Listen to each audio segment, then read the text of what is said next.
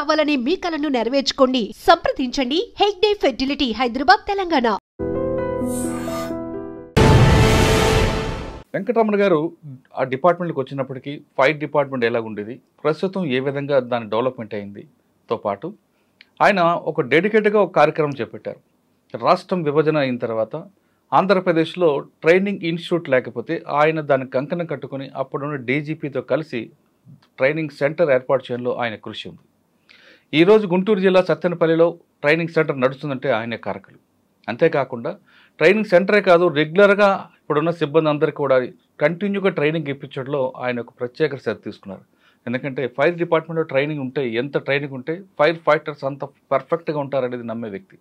ఆయన అడిగి ప్రస్తుతం డిజాస్టర్ మేనేజ్మెంట్లో వస్తున్న ఇంప్లిమెంట్ ఎలా ఉన్నాయి, రాబోయే కాలంలో ఎలాంటి ఛాలెంజ్ వస్తాయి, ఒకవేళ నాగర్ కర్నూలు లాంటి ఇష్యూ టన్నల్లో జరిగితే అదే విధంగా ఆంధ్రప్రదేశ్లో జరిగితే దాన్ని ఎలాగ మనం రెస్క్యూ చేయొచ్చే విషయాన్ని సార్ అంటే తెలుసు. సార్ నమస్తే అండి. నమస్తే సార్. ఇప్పుడు నాగర్ కర్నూలు జిల్లాలో జరిగిన ఒక ఇష్యూ తీసుకుంటే ఆంధ్రప్రదేశ్లో జరగాలని కాదు, ఒకవేళ జరిగితే దాన్ని ఎలాగ మనం షార్ట్అవుట్ చేయొచ్చు.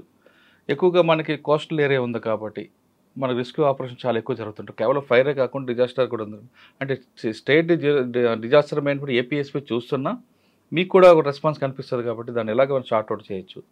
రాబోయే కాలం అంటే మీరు ఒకప్పుడు డిపార్ట్మెంట్కి వచ్చినప్పటికీ ఫైర్ ఇంజిన్, ఎక్కడో ఊరు అవతల ఫైర్ స్టేషన్, దానికి ఒక రెడ్ కలర్ బెల్ట్, ఇవన్నీ చూసారు. అవన్నీ దాటిపోయి మీరు ఇప్పుడు ఎక్కడికో వచ్చారు. ఇప్పుడు గంటల బండి అండి. ఇప్పుడు దాన్ని ఫైర్ ఇంజిన్ కాకుండా మీ భాషలో చెప్పాలంటే ఫైర్ టెండర్ అంటారేమో కదా. అవును, ఫైర్ టెండర్ ఆ స్థాయికి వచ్చింది. ఇప్పుడు ఒకప్పుడు గుడిసెల్లో తగలబడేవి, ఇప్పుడు అంతా మల్టీ స్టోర్ బిల్డింగ్లో వస్తున్నాయి. దాన్ని ఎలాగ మనం కంట్రోల్ చేయాలి, ఒకవేళ మల్టీ స్టోర్ బిల్డింగ్లో కానీ ఫైర్ జరిగితే అక్కడ ఉన్న వాళ్ళందరూ ఎలాగ స్పాట్ అంటే మీరు వచ్చేవరకు కాకుండా వాళ్ళ సొంతంగా ఎలా బయటపడాలి. అన్నిటికన్నా ఇంపార్టెంట్, ప్రతి ఇంట్లో కూడా గ్యాస్ సిలిండర్ ఇల్లు ఉండదు. ఫ్రిడ్జ్, గ్యాస్ సిలిండర్ పక్కన పెడితే జరిగే అనర్థాలు ఏంటి, తెల్లవారుజామునే స్విచ్ చేస్తే గ్యాస్ నష్టాలేంటి, ఈ రెండు జరగకుండా ఉండాలంటే ప్రతి ఒక్క వ్యక్తి ఏం చేయాలి?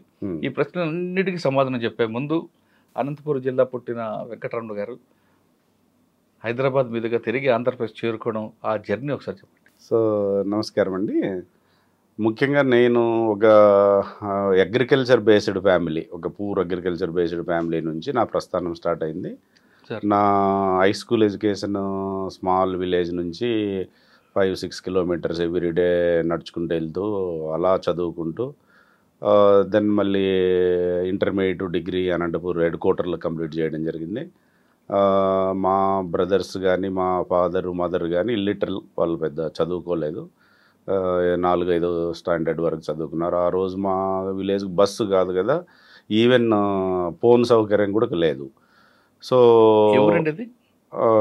తాడిమర్రి మండల్, మోదుగులకుంట గ్రామం అనేది. సో అనంతపూర్ జిల్లాకు అంటే జిల్లా హెడ్ క్వార్టర్కి 50 కిలోమీటర్ల దూరంలో ఉంటుంది. సో మీ గ్రామ పరిసర ప్రాంతాల్లో ఫ్యాక్షన్ ఉందా? అప్పటికి లేదు, మాది నాన్ ఫ్యాక్షన్ జోన్. సో కొంచెం కూల్గా ఉన్న విలేజ్లు అవి. సో మా మండలంలో దగ్గర ఒక 20 విలేజ్లు ఉంటాయి, తాడిమర్రి మండల్. సో ఆ విధంగా నా చదువు స్టార్ట్ అయ్యి కంప్లీట్ చేసుకొని వచ్చాను. బేసికల్గా మా ఫాదర్కు నేను 10th వరకు చదవడం అనేది ఇష్టం అనమాట. ఆయన అంతవరకు అంతకంటే అవసరం లేదు. వ్యవసాయంలో అకౌంట్స్ రెస్పాన్సిబిలిటీ తీసుకుంటే చాలు, బ్రదర్స్ అంతా వ్యవసాయం చేస్తారు అనే ఫీలింగ్తో చదివించాడు. సో మా మదర్ ఏమో ఆమె ఏం చదువుకోలేదు, అసలు ఆమెకి ఏం తెలియదు, చదువు రాదు. ఆమెకి ఎందుకో నా కొడుకును బాగా చదివించాలి అనేది స్పృహ ఉండేది. ఆమె మా ఫాదర్తో ఫైట్ చేసి లేదు వీడిని చదివించాలా అది ఇదన్నీ చేసి అలా తీసుకుంటూ వస్తుంది. ఈవెన్ ఇంటర్మీడియట్ అడ్మిషన్ వచ్చినా మా ఫాదరు ఇంటికి వస్తుంది కదా, మా ఫాదర్ దాసేసి ఇంటర్వ్యూ కార్డు కూడా రాలేదని చెప్పేస్తే నాకు సీట్ రాలేదనుకున్నాను నేను ఇంటర్మీడియట్లో. ఆ రోజుల్లో గవర్నమెంట్ కాలేజెసే ఉండేటివి. సో దాంట్లో టఫ్ కాంపిటీషన్ ఉండేది.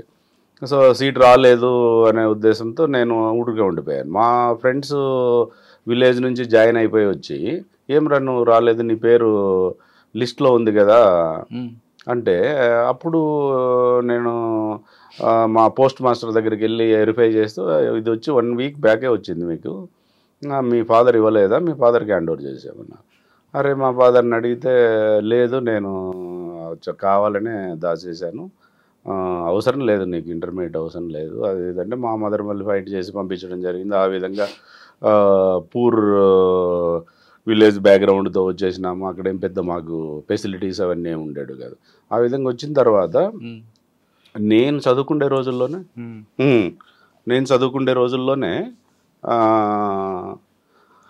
మా విలేజ్లో పెద్ద ఫైర్ అయింది. మేము మండల హెడ్ క్వార్టర్కి వెళ్ళి ఫోన్ చేసి మళ్ళీ ఆ వెహికల్ వచ్చేటప్పటికి నెక్స్ట్ డే అయింది. సో అప్పుడే అనుకున్నాను ఇలాంటి సర్వీసెస్లో చేరి దాన్ని డెలివరీని మనము రెస్పాన్స్ టయాన్ని ఇంకా కొంచెం ఇంప్రూవ్ చేయగలిగితే ఎలా ఉంటుంది, సో నాకు ఆపర్చునిటీ వస్తే చేయగలగచ్చు కదా అనే ఫీలింగ్ ఉండేది. వస్తుందా రాదనే తర్వాత కదా. సో ఆ విధంగా ప్రస్థానం స్టార్ట్ చేసి డిగ్రీ అయిపోతేనే నాకు పీజీ సీట్లు అన్ని యూనివర్సిటీస్ వచ్చినాయి. ఎందుకంటే మెరిట్ పైన ఎంఎస్సి మ్యాథ్స్ కానీ ఫిజిక్స్ కానీ స్టాటిస్టిక్స్ కానీ. అయినా హైదరాబాద్ అనేది మా డెస్టినీ. అక్కడికి వస్తే ఈ కాంపిటేటివ్ ఎగ్జామ్స్ ప్రిపేర్ కావచ్చు. బెంగళూరు దగ్గర కదా మీకు? బెంగళూరు కంటే కూడా మా డిస్ట్రిక్ట్ హెడ్ క్వార్టర్ నుంచి ఎక్కువ హైదరాబాద్ వచ్చేవాళ్ళు. సో మా సీనియర్స్ కానీ సో ఆ లెగసీ ఉండేది కాబట్టి మేము కూడా హైదరాబాద్ రావడం జరిగింది. ఇక్కడ కూర్చొని చదువుకోవడము అవన్నీ చేయడము, పీజీ సీట్ల కోసము ఉస్మానియా యూనివర్సిటీలో ఎంట్రెన్స్లు రాయడము, ఆ విధంగా చేస్తూ ఎంట్రెన్స్లో seat రాకపోవడము.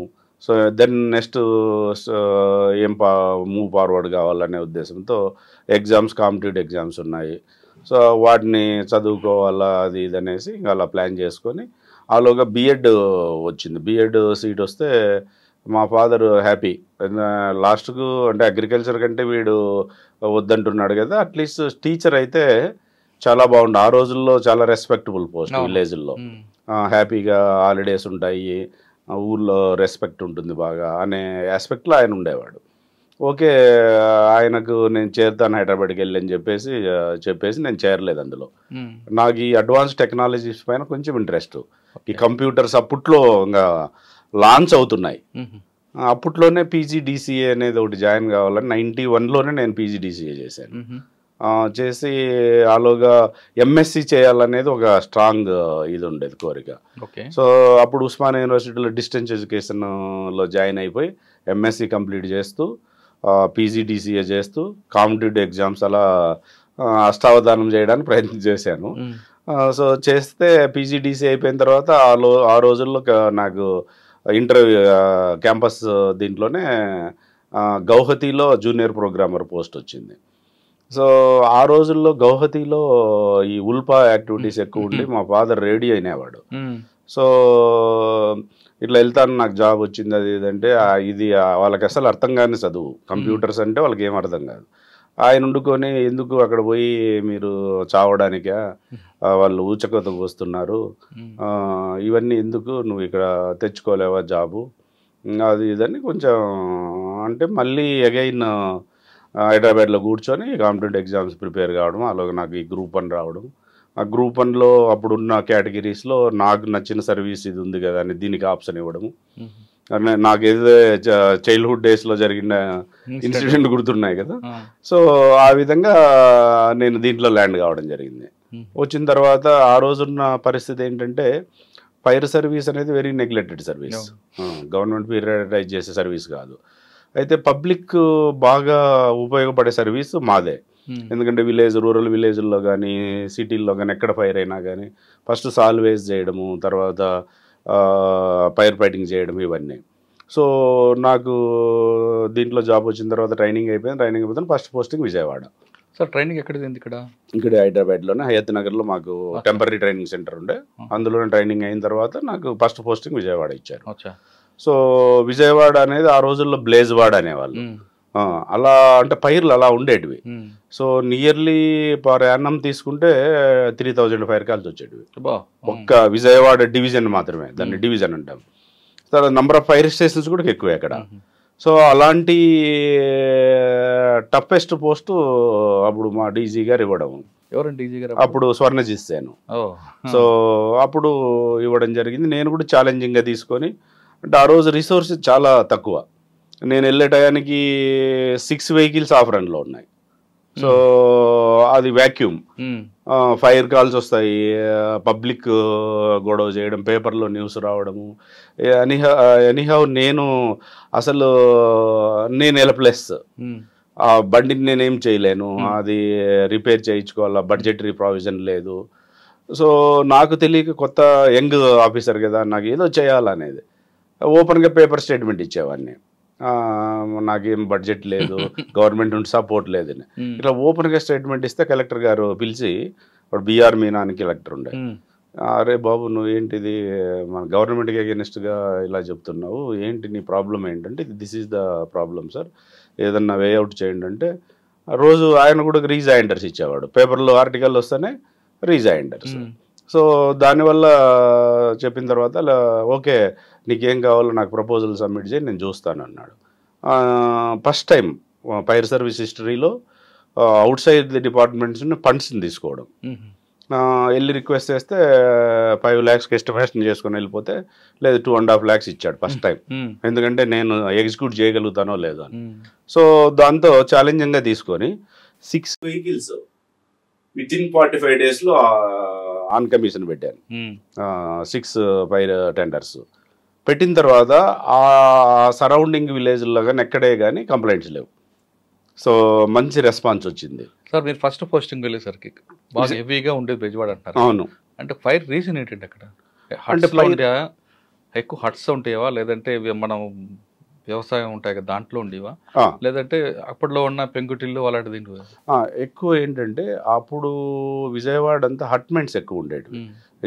Canal, Bandar canal, Eluru canal, ఈ స్లమ్స్ చాలా ఎక్కువ ఉండేవి. అదొక రీజను. తర్వాత చాలా కంజెస్టెడ్ ప్లేసెస్. ఇప్పుడు ఓల్డ్ టౌన్ తీసుకుంటే షాప్స్కి అసలు గ్యాప్ ఉండదు. సో స్టోరేజ్ దీనిలలో కూడా ఫైర్లు అయ్యేటివి. అదేవిధంగా ఎంటైర్ విజయవాడ జోన్ వచ్చి డివిజన్ వచ్చి ప్యాడీ కల్టివేషన్. ఆ రోజుల్లో ఈ ప్యాడీ హీప్స్ అన్ని పొలాల్లో ఉండేటివి. అవి ఎక్కువ ఫైర్లు అయ్యేటివి. అంటే డ్యూ టు కొన్ని ఆర్సన్ అయి ఉండొచ్చు, కొన్ని స్పాంటానియస్ కంబస్ట్ అని గడ్డి ఆరుకోకుండా వామేసామనుకో, అది ఫైర్ డెవలప్ అయిపోయి ఆటోమేటిక్గా ఫైర్లు అయ్యేటివి. సో ఇవి ఎక్కువ ఉండేటివి. తర్వాత గడ్డి తడిచిపోయిన గడ్డి తీసుకొచ్చి పెడితే డ్రై చేయకోకుండా పెట్టేసామనుకో, అది ఇంటర్నల్ గానే హీట్ డెవలప్ అయిపోయి ఫైర్ ఒరిజినేట్ కావడానికి అవకాశం ఉంది. కానీ కొంతమంది ఎవరు చేతపడి అవి తక్కువలే, ఆర్సన్ అంటారు కానీ అది కాదు. ఎందుకంటే లోపల ఉన్న హీట్ అంటే వెట్తో చేసింటారు కాబట్టి ఆ స్పాంటేనియస్ కంబస్టర్ అనేసి ప్రాసెస్. సో ఆ విధంగా ఫైర్లు అయ్యేవి. అక్కడ ఒకటి సార్ విజయవాడలో మీరున్న ఏరియాలోనే వస్త్రలో కాంప్లెక్స్ ఉంటుంది, షాప్లు ఎక్కువ ఉంటుంది. అవును, అక్కడ కూడా ఫైర్ చాలా జరిగింది. ఫైర్లు అయ్యేవి. ఓల్డ్ టౌన్ లో చాలా ఈ షాపింగ్ మన హోల్సేల్ గోడౌన్స్ లో అయ్యేటివి. ఈవెన్ పారాగన్ చెప్పల్ ఫైర్ అక్కడ గోడౌన్ ఉండేది పెద్దది, చాలా మేజర్ ఫైర్. అది 3 days ఫైర్ ఫైటింగ్. అది కూడా ఇంకొకటి అండి, పీపుల్స్ ఫ్యాక్టరీ కూడా దాంట్లో కూడా అయింది కదా, పీపుల్స్ షోరూమ్ వాళ్ళదే. అది పారాగన్ చెప్పల్స్ పీపుల్స్ షోరూమ్ వాళ్ళది. అక్కడ పాపులర్ చెప్పులు పీపుల్స్ వాళ్ళదే. డీలర్స్ అది పెద్ద షోరూమ్. వాళ్ళు 2 అంతస్తుల్లో స్టాకింగ్ చేశారు. అది ఫైర్ అయింది. మాకు 3 days పట్టింది ఫైర్ ఫైటింగ్ ఆపరేషన్స్. సో దాన్ని కంట్రోల్ చేయడానికి. అంటే అంత వాటర్తోనే సార్? వాటర్తో. ఎందుకంటే అది ఒక సింథటిక్ మెటీరియల్ కదా. సో వాటర్ కొట్టినప్పుడు ఆరుతుంది, మళ్ళీ లోపల నుంచి ఫైర్ డెవలప్ అవుతూ వస్తుంటుంది. ఆ తర్వాత ఫైర్ ఫైటర్స్ ఎంటర్ కావడానికి విపరీతమైన దుర్వాసన, రబ్బర్ కదా, అస్సలు వెళ్ళలేము. అలాంటి డైర్ సిచ్యువేషన్లో దాన్ని సాల్వేజ్ చేసుకుంటూ ఆర్పుకుంటూ చేయడానికి మాకు 3 days పట్టింది. సో స్పెషల్ ఆపరేషన్ కలెక్టర్ గారు కూడా 2-3 సార్లు విజిట్ చేశారు. అది ఎనీహౌ తొందరగా పుటప్ చేయాలని చెప్పి చేశాము. అదొక పేరు. నేను ఫస్ట్ వెళ్తానే డిఎఫ్ఓగా ఛార్జ్ తీసుకుంటున్న ఒక 2 months 3 monthsలోనే మేలో హాట్ సమ్మర్లో సిరీస్ ఫైర్ యాక్సిడెంట్ అయింది. సిరీస్ ఇండస్ట్రీ పెద్ద ఇండస్ట్రీ, ఫార్మా ఇండస్ట్రీ. ఎప్పుడు కూడా ఫైర్ అవుతుంటాయి సార్ ఇక్కడ ఎల్బీనగర్లో కూడా అవుతుంది. అంటే దాని తర్వాత అది మేజర్ నా కెరీర్లో మేజర్ ఫైరు. తర్వాత బాగా ఇంటెన్సిటీ ఉండేది. Hot summer, almost 50 degrees temperature ఉన్న టైంలో అయింది. సో టెస్టింగ్ టైం నాకు కొత్త యంగ్ డిఎఫ్ఓను ఎలా మొబిలైజ్ చేయాలా, వెహికల్స్ ఎలా చేయాలా, ఫస్ట్ వాళ్ళందరినీ వెకేట్ చేయించాలి. ఆ ఫ్యూమ్స్ ట్రావెల్ అయిపోయి ఒక 1 కిలోమీటర్ ఉన్న కాలనీ అంతా ఇరిటేటివ్ స్మెల్తో ఆస్పిక్సియాను ఇలా ఉండేది, సఫకేషన్ వచ్చే వాళ్ళకు. సో వాళ్ళందరినీ వెకేట్ చేయించేసి కలెక్టర్ గారు ఒక 13 వెహికల్స్ డిప్లాయ్మెంట్ చేసి, అందులో ఎందుకంటే ఎండీ గారును 4 ఆడిటర్స్ చనిపోయారు. ఆడిటింగ్ జరుగుతుంది మధ్యాహ్నం టైంలో, అది కింద బెంజిన్ లిక్విడ్ అన్లోడ్ చేస్తున్నప్పుడు ఫైర్ అయిపోయింది. ఆ ఫైర్ అయినప్పుడు అన్లోడింగ్ పాయింట్ వాళ్ళు ఆడిట్ చేసే బిల్డింగ్ కిందనే ఉంటుంది. అయ్యో, బ్లాస్ట్ అయి ఉంటుంది. అంతేగా, అది అసలు బ్లాస్ట్ అయిపోయి మొత్తం ఎన్గల్ప్ అయిపోయింది ఫైర్. వాళ్ళకు ఏసీ రూమ్లో వండుకొని ఎవరు ఇన్ఫర్మేషన్ ఇవ్వలేదు. ఆ రోజులో ఈ మొబైల్ కనెక్టివిటీ ఎంత పెద్ద లేదు. అక్కడ చూసిన వాళ్ళు దూకేసి పారిపోయారు, లోపలికి ఇన్ఫర్మేషన్ ఇచ్చేవాళ్ళు లేరు. సో ఆ ఫైర్లో వాళ్ళు అదంతా నా స్మోకు ఇవన్నీ నోటీస్ చేసి బయటకు వద్దామనుకునేలోగా రాలేని పొజిషన్. ముగ్గురు చనిపోయారు. ఎండీ గారు 4 ఆడిటర్స్. ఎండీ గారు ఏం చేశారు, బాత్రూంలోకి వెళ్ళి వాటర్ షవర్ ఓపెన్ చేసుకుని కూర్చున్నాడు. అదేంటిది? అది అంటే ఇంకా ఆయనకు బయట వేడి పోవడానికి లేదు, అట్లీస్ట్ ఫైర్ ఫైటర్స్ ఏమన్నా కంట్రోల్ చేయగలిగితే ఇక్కడి నుంచి బయటకు వెళ్ళొచ్చు కదా అనే ఫీలింగ్లో వెళ్ళిపోతే లేదు, అది ఎంటైర్ రూమ్ అంతా ఫైర్ అయిపోయింది, స్మోక్ అంతా లోపల లాగింగ్ అయిపోయి చనిపోయాడు ఆయన. సో అది నాకు బాగా ఛాలెంజింగ్, నాకు అసలు బాగా చాలా టెన్స్ బిల్డ్ అయిన. ఫస్ట్ ఒక చెప్తారు జాయిన్ అయిన కొత్తలో, ఆస్తి నష్టం ఎంత జరిగినా పర్వాలేదు, ప్రాణ నష్టం జరగకూడదని. అటువంటి కండిషన్లలో మీ దీంట్లో మీరు చూసిన సిరీస్ దీంట్లో మీకు ఏమనిపించిందండి? అసలు నాకు ఆ రోజు ఏం చేయాలనే ఎంత ప్రయత్నం చేసినా కూడా వెళ్ళలేని position. Almost 3000 degrees temperature rise అయిపోయింది. దగ్గర దగ్గర మనం 100 meters 150 meters అవే ఉండి కానీ ఫైర్ ఫైటింగ్ చేయలేని పొజిషన్. సో వాళ్ళేమో రెస్క్యూ చేయండి అని కేకలేయడము, అరవడము, కలెక్టర్ గారు ఏదో ఒకటి చేద్దాం, ఏది చేయాలనుకున్నా చేయలేకపోయాం. చాలా అది అసలు అన్ఫార్చునేట్ ఇన్సిడెంట్. నేను కూడా చాలా ఫీల్ అయిపోయాను. మా మోటివ్ ఏంటి, ప్రాణ నష్టం జరగకూడదు, ఆస్తి నష్టమైనా కానీ అట్లీస్ట్ ప్రాణాలు కాపాడాలి. నాకు ఫస్ట్ అసైన్మెంట్ ఇలా అయిపోయిందని చాలా ఫీల్ అయిపోయాను నేను. అయితే మాకు ఏమైందంటే వాళ్ళు లేటుగా కాల్ ఇవ్వడము, ఫస్ట్ వాళ్ళంతా వాళ్ళు ఆర్పుకోవడానికి ప్రయత్నం చేయడం ఇండస్ట్రీ పీపుల్. సో ఆయన సిరీస్ రాజు గారని అదర్ ఏజెన్సీస్ని ఎవరిని అలౌ చేసేవాడు కాదు. సో ఇది కూడా కంట్రోల్ చేసుకుంటాము అనుకున్నారు వాళ్ళు. ఆ ఇంటెన్సిటీ పెరిగిపోయి మీదికి వచ్చేంత వరకు కాల్ రాలేదు మాకు. సో మాకు కాల్ వచ్చే టయానికి మా వెహికల్ ఎక్కడ మన పోలీస్ కంట్రోల్ రూమ్ దగ్గర ఉండేది ఫైర్ స్టేషన్, అక్కడి నుంచి ఆ ట్రాఫిక్లో వెళ్ళడానికి నాకు 25 నిమిషాలు పట్టింది కాల్ ఇచ్చిన తర్వాత. అప్పుడే ఇంటెన్సిటీ పెరిగిపోయింది. సో అక్కడికి వెళ్ళిన తర్వాత అదర్ వెహికల్స్ అన్ని మొబిలైజ్ చేసి ఏం చేసినా ఫైర్ చాలా దాన్ని ఇంటెన్సిటీ ఎక్కువ ఉంది, రేడియేషన్ ఎక్కువ ఉంది, హాట్ సమ్మర్ అస్సలు విజయవాడ మామూలుగానే హీట్. అలాంటి ఫైర్ ఒకటి, టెంపరేచర్ ఒకటి, ఎనీహౌ ఫైర్ పుట్ ఆఫ్ చేసాము సక్సెస్ఫుల్గా. అయితే ప్రాణాలు కాపాడలేకపోయినాం. వాళ్ళేమి సాధారణంగా ఫైట్ ఇష్యూ జరిగినప్పుడు ఫైటర్స్ అందరూ వెళ్తారు, ఫస్ట్ కాల్ రీచ్ అవ్వని 10 నిమిషాలకు 5 నిమిషాలు వెళ్తారు. ఆ సీన్ చూసిన తర్వాత ఎవరు ఎటు నుంచి వెళ్ళాలి, ఎలా రౌండ్ అప్ చేయాలి, ఎక్కడ దాని కాజ్ ఆఫ్ ఫైర్ ఎక్కడ ఉంది, ఇవన్నీ చూడడానికి ఎంత టైం తీసుకుంటారండి, ఏ విధంగా లోపలికి ఎంటర్ అవుతారు? సో మా దాంట్లో మాకు ఇది టాక్టిఫుల్ ఫైర్ ఫైటింగ్ అంటాం. దీంట్లో టాక్టిఫుల్ ఫైర్ ఫైటింగ్లో పోతానే మేము గ్రౌండ్ని అసెస్ చేసుకుంటాం. అసెస్ చేసుకున్న తర్వాత ఫైరు ఇంటెన్సిటీ ఎటు సైడ్ ఉంది, విండ్ డైరెక్షన్ ఎలా ఉంది, సో ఫర్దర్ స్ప్రెడ్ కావడానికి ఏమన్నా అవకాశం ఉంది అదర్ ప్రెమిసెస్కు, ఎక్కడ కార్డనింగ్ చేయాలా, సో ఫైర్ స్టాప్ అంటాం దాన్ని, ఫైర్ స్టాప్ని క్రియేట్ చేయాలా, అంటే ఫర్దర్ స్ప్రెడ్ కాకోకుండా దానికి బర్నింగ్ మెటీరియల్ లేకోకుండా ఫ్యూల్ లేకుండా చేయాలా. సో అది ఒక టీం చేస్తూ ఉంటుంది. ఒక టీం ఏమో లోపల ఎవరన్నా ఉన్నారా, సర్చ్ అండ్ రెస్క్యూ ఆపరేషన్స్ అంటాం, అది ఆ టీం వెళ్తుంది. సో ఏదన్నా ఉన్నారా వాళ్ళు లోపల, వాళ్ళను ఒక క్రైటీరియా. ఇంకొక టీం ఏం చేస్తుందంటే వాటర్ సోర్సెస్ ఎక్కడ ఉన్నాయి, ఇక్కడ ఇమ్మీడియట్గా మనకి ఈ వెహికల్ 4500 లీటర్స్ కెపాసిటీ, ఆ వాటర్ అయిపోయిన తర్వాత రీఫిల్లింగ్ ఎక్కడ ఉంది, సో ఇమ్మీడియట్గా మేము మళ్ళీ యాక్ట్ చేయడానికి ఇవన్నీ జరుగుతాయి. అది మాకు డ్యూరింగ్ ది కోర్సులోనే ఈ టాక్టికల్ ఫైర్ ఫైటింగ్ పైన. ఎంతమంది ఉంటారండి ఒక లారీకి? 7 మెంబర్స్. 7 మెంబర్స్ డివైడ్ అయిపోతారు. టీంల వరకు డివైడ్ అయిపోయి అదంతా అసెస్ చేసేసుకొని అటాక్ చేస్తారు. ఓకే. సో ఫైర్ చూడగానే కొంతమంది భయంతో పారిపోతారు. మాకు అలా ఉండదు. ఎంత గట్స్ వెళ్తారండి లోపలికి? ఇక్కడ ఏంటంటే మా సినారీ ఎలా ఉంటుందంటే, ఇన్సిడెంట్ని చూసి పబ్లిక్ అంతా పారిపోతుంటారు, మేము సీన్లోకి ఎంటర్ అవుతుంటాం. That is the scenario. So మా ట్రైనింగ్ అలా ఉంటుంది, మేము అలానే ట్రైన్ అవుతాం. సో అక్కడ ఏం ఆలోచన చేయము, ఇది పడుతుందా లేకపోతే ఇది ఏమన్నా అవుతుందా, ఇవన్నీ ఏం చేయము. సో మా మోటివ్ వచ్చి ఫస్ట్ ప్రాణాలను కాపాడాలి, తర్వాత వీలైనంత తొందరగా ఫైర్ని కంట్రోల్ చేయాలి, అంటే ప్రాపర్టీని సేవ్ చేయాలి. దాని మోటివ్ పైన ఉంటుంది. మాకు మీడియాతోనూ బయట ఏం జరుగుతుందో కూడా తెలియదు అసలు. సో అందుకే చాలా లెస్సర్ ఎక్స్పోజర్ ఉంటుంది ఫైర్ ప్రొఫెషనల్స్కు. ఎందుకంటే మేమంతా అటాకింగ్లో ఉంటాం, బయట లైజనింగ్ ఏమి ఉండదు. బయట మీడియా పీపుల్ వీళ్ళంతా వచ్చేసి ఆ పోలీసు అదర్ పీపుల్ ఎవరు ఉంటే వాళ్ళతో ఇంటర్వ్యూ తీసుకుంటుంటారు, మాట్లాడుతుంటారు. యాక్చువల్గా సినారీ వాళ్ళకు కూడా తెలియదు. మేము అన్లెస్ లోపలికి వెళ్ళి వీళ్ళకు చెప్తే కానీ తెలియదు. మేము ఎప్పుడు బయటకు వచ్చి ఈ కార్యక్రమంలో ఉండం. సో ఇమ్మీడియట్గా మా మోటివ్ వచ్చి అక్కడ ఎవరు అనేది కూడా తెలియదు మాకు.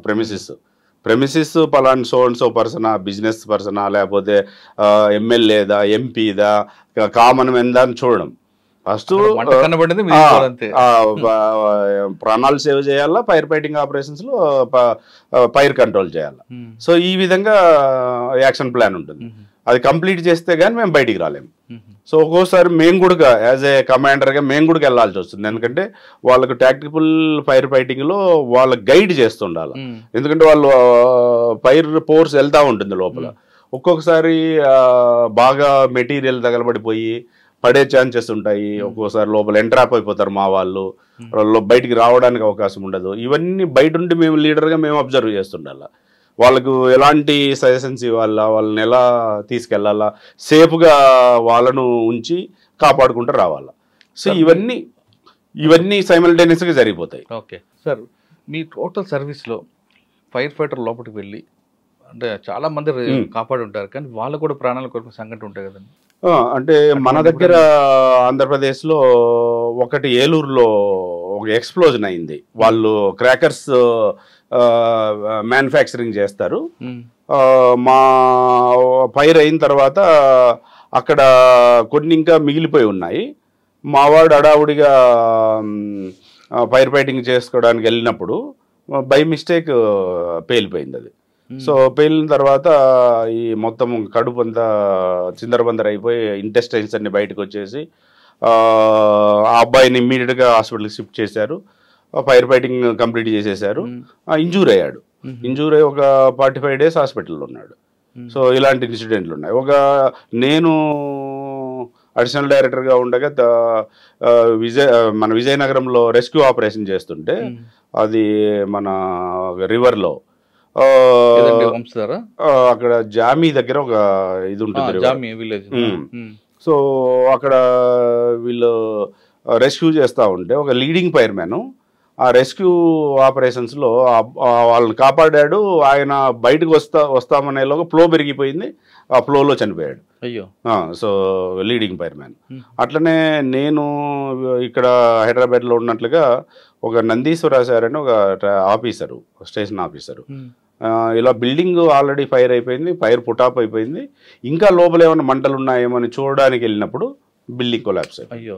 అందులో చనిపోవడం జరిగింది. ఆ విధంగా చనిపోయిన కుటుంబాలకి గవర్నమెంట్ మా దగ్గర కాంపెన్సేషన్ ఉండదండి. అయ్యో. అది ఇప్పటికి కూడా మేము మా ఫైట్ అదే. ఇప్పుడు నక్సల్స్ ఆపరేషన్స్ లో పోలీసు వాళ్ళు చనిపోతే చాలా వరకు కాంపెన్సేషన్, ఫైర్ లో అది లేదు. సో గవర్నమెంట్కు రాసి ఏదైనా ఫైట్ చేస్తే కొంతవరకు వస్తుంది, లేకపోతే లేదు. అందుకని మేము ఒక రక్షణ స్కీమ్ అనేది ఒకటి పెట్టుకొని మేమే కాంట్రిబ్యూట్ చేసుకొని అలాంటి చనిపోయిన వాళ్ళకు 5 lakhs అట్లా ఇవ్వడం అనేది జరుగుతుంది. కానీ గవర్నమెంట్ ఏం లేదు. గవర్నమెంట్ ఇంజూర్స్ అయ్యారు అనుకోండి, బర్నింగ్ ఇంజూర్స్, అప్పుడు కూడా అంతే.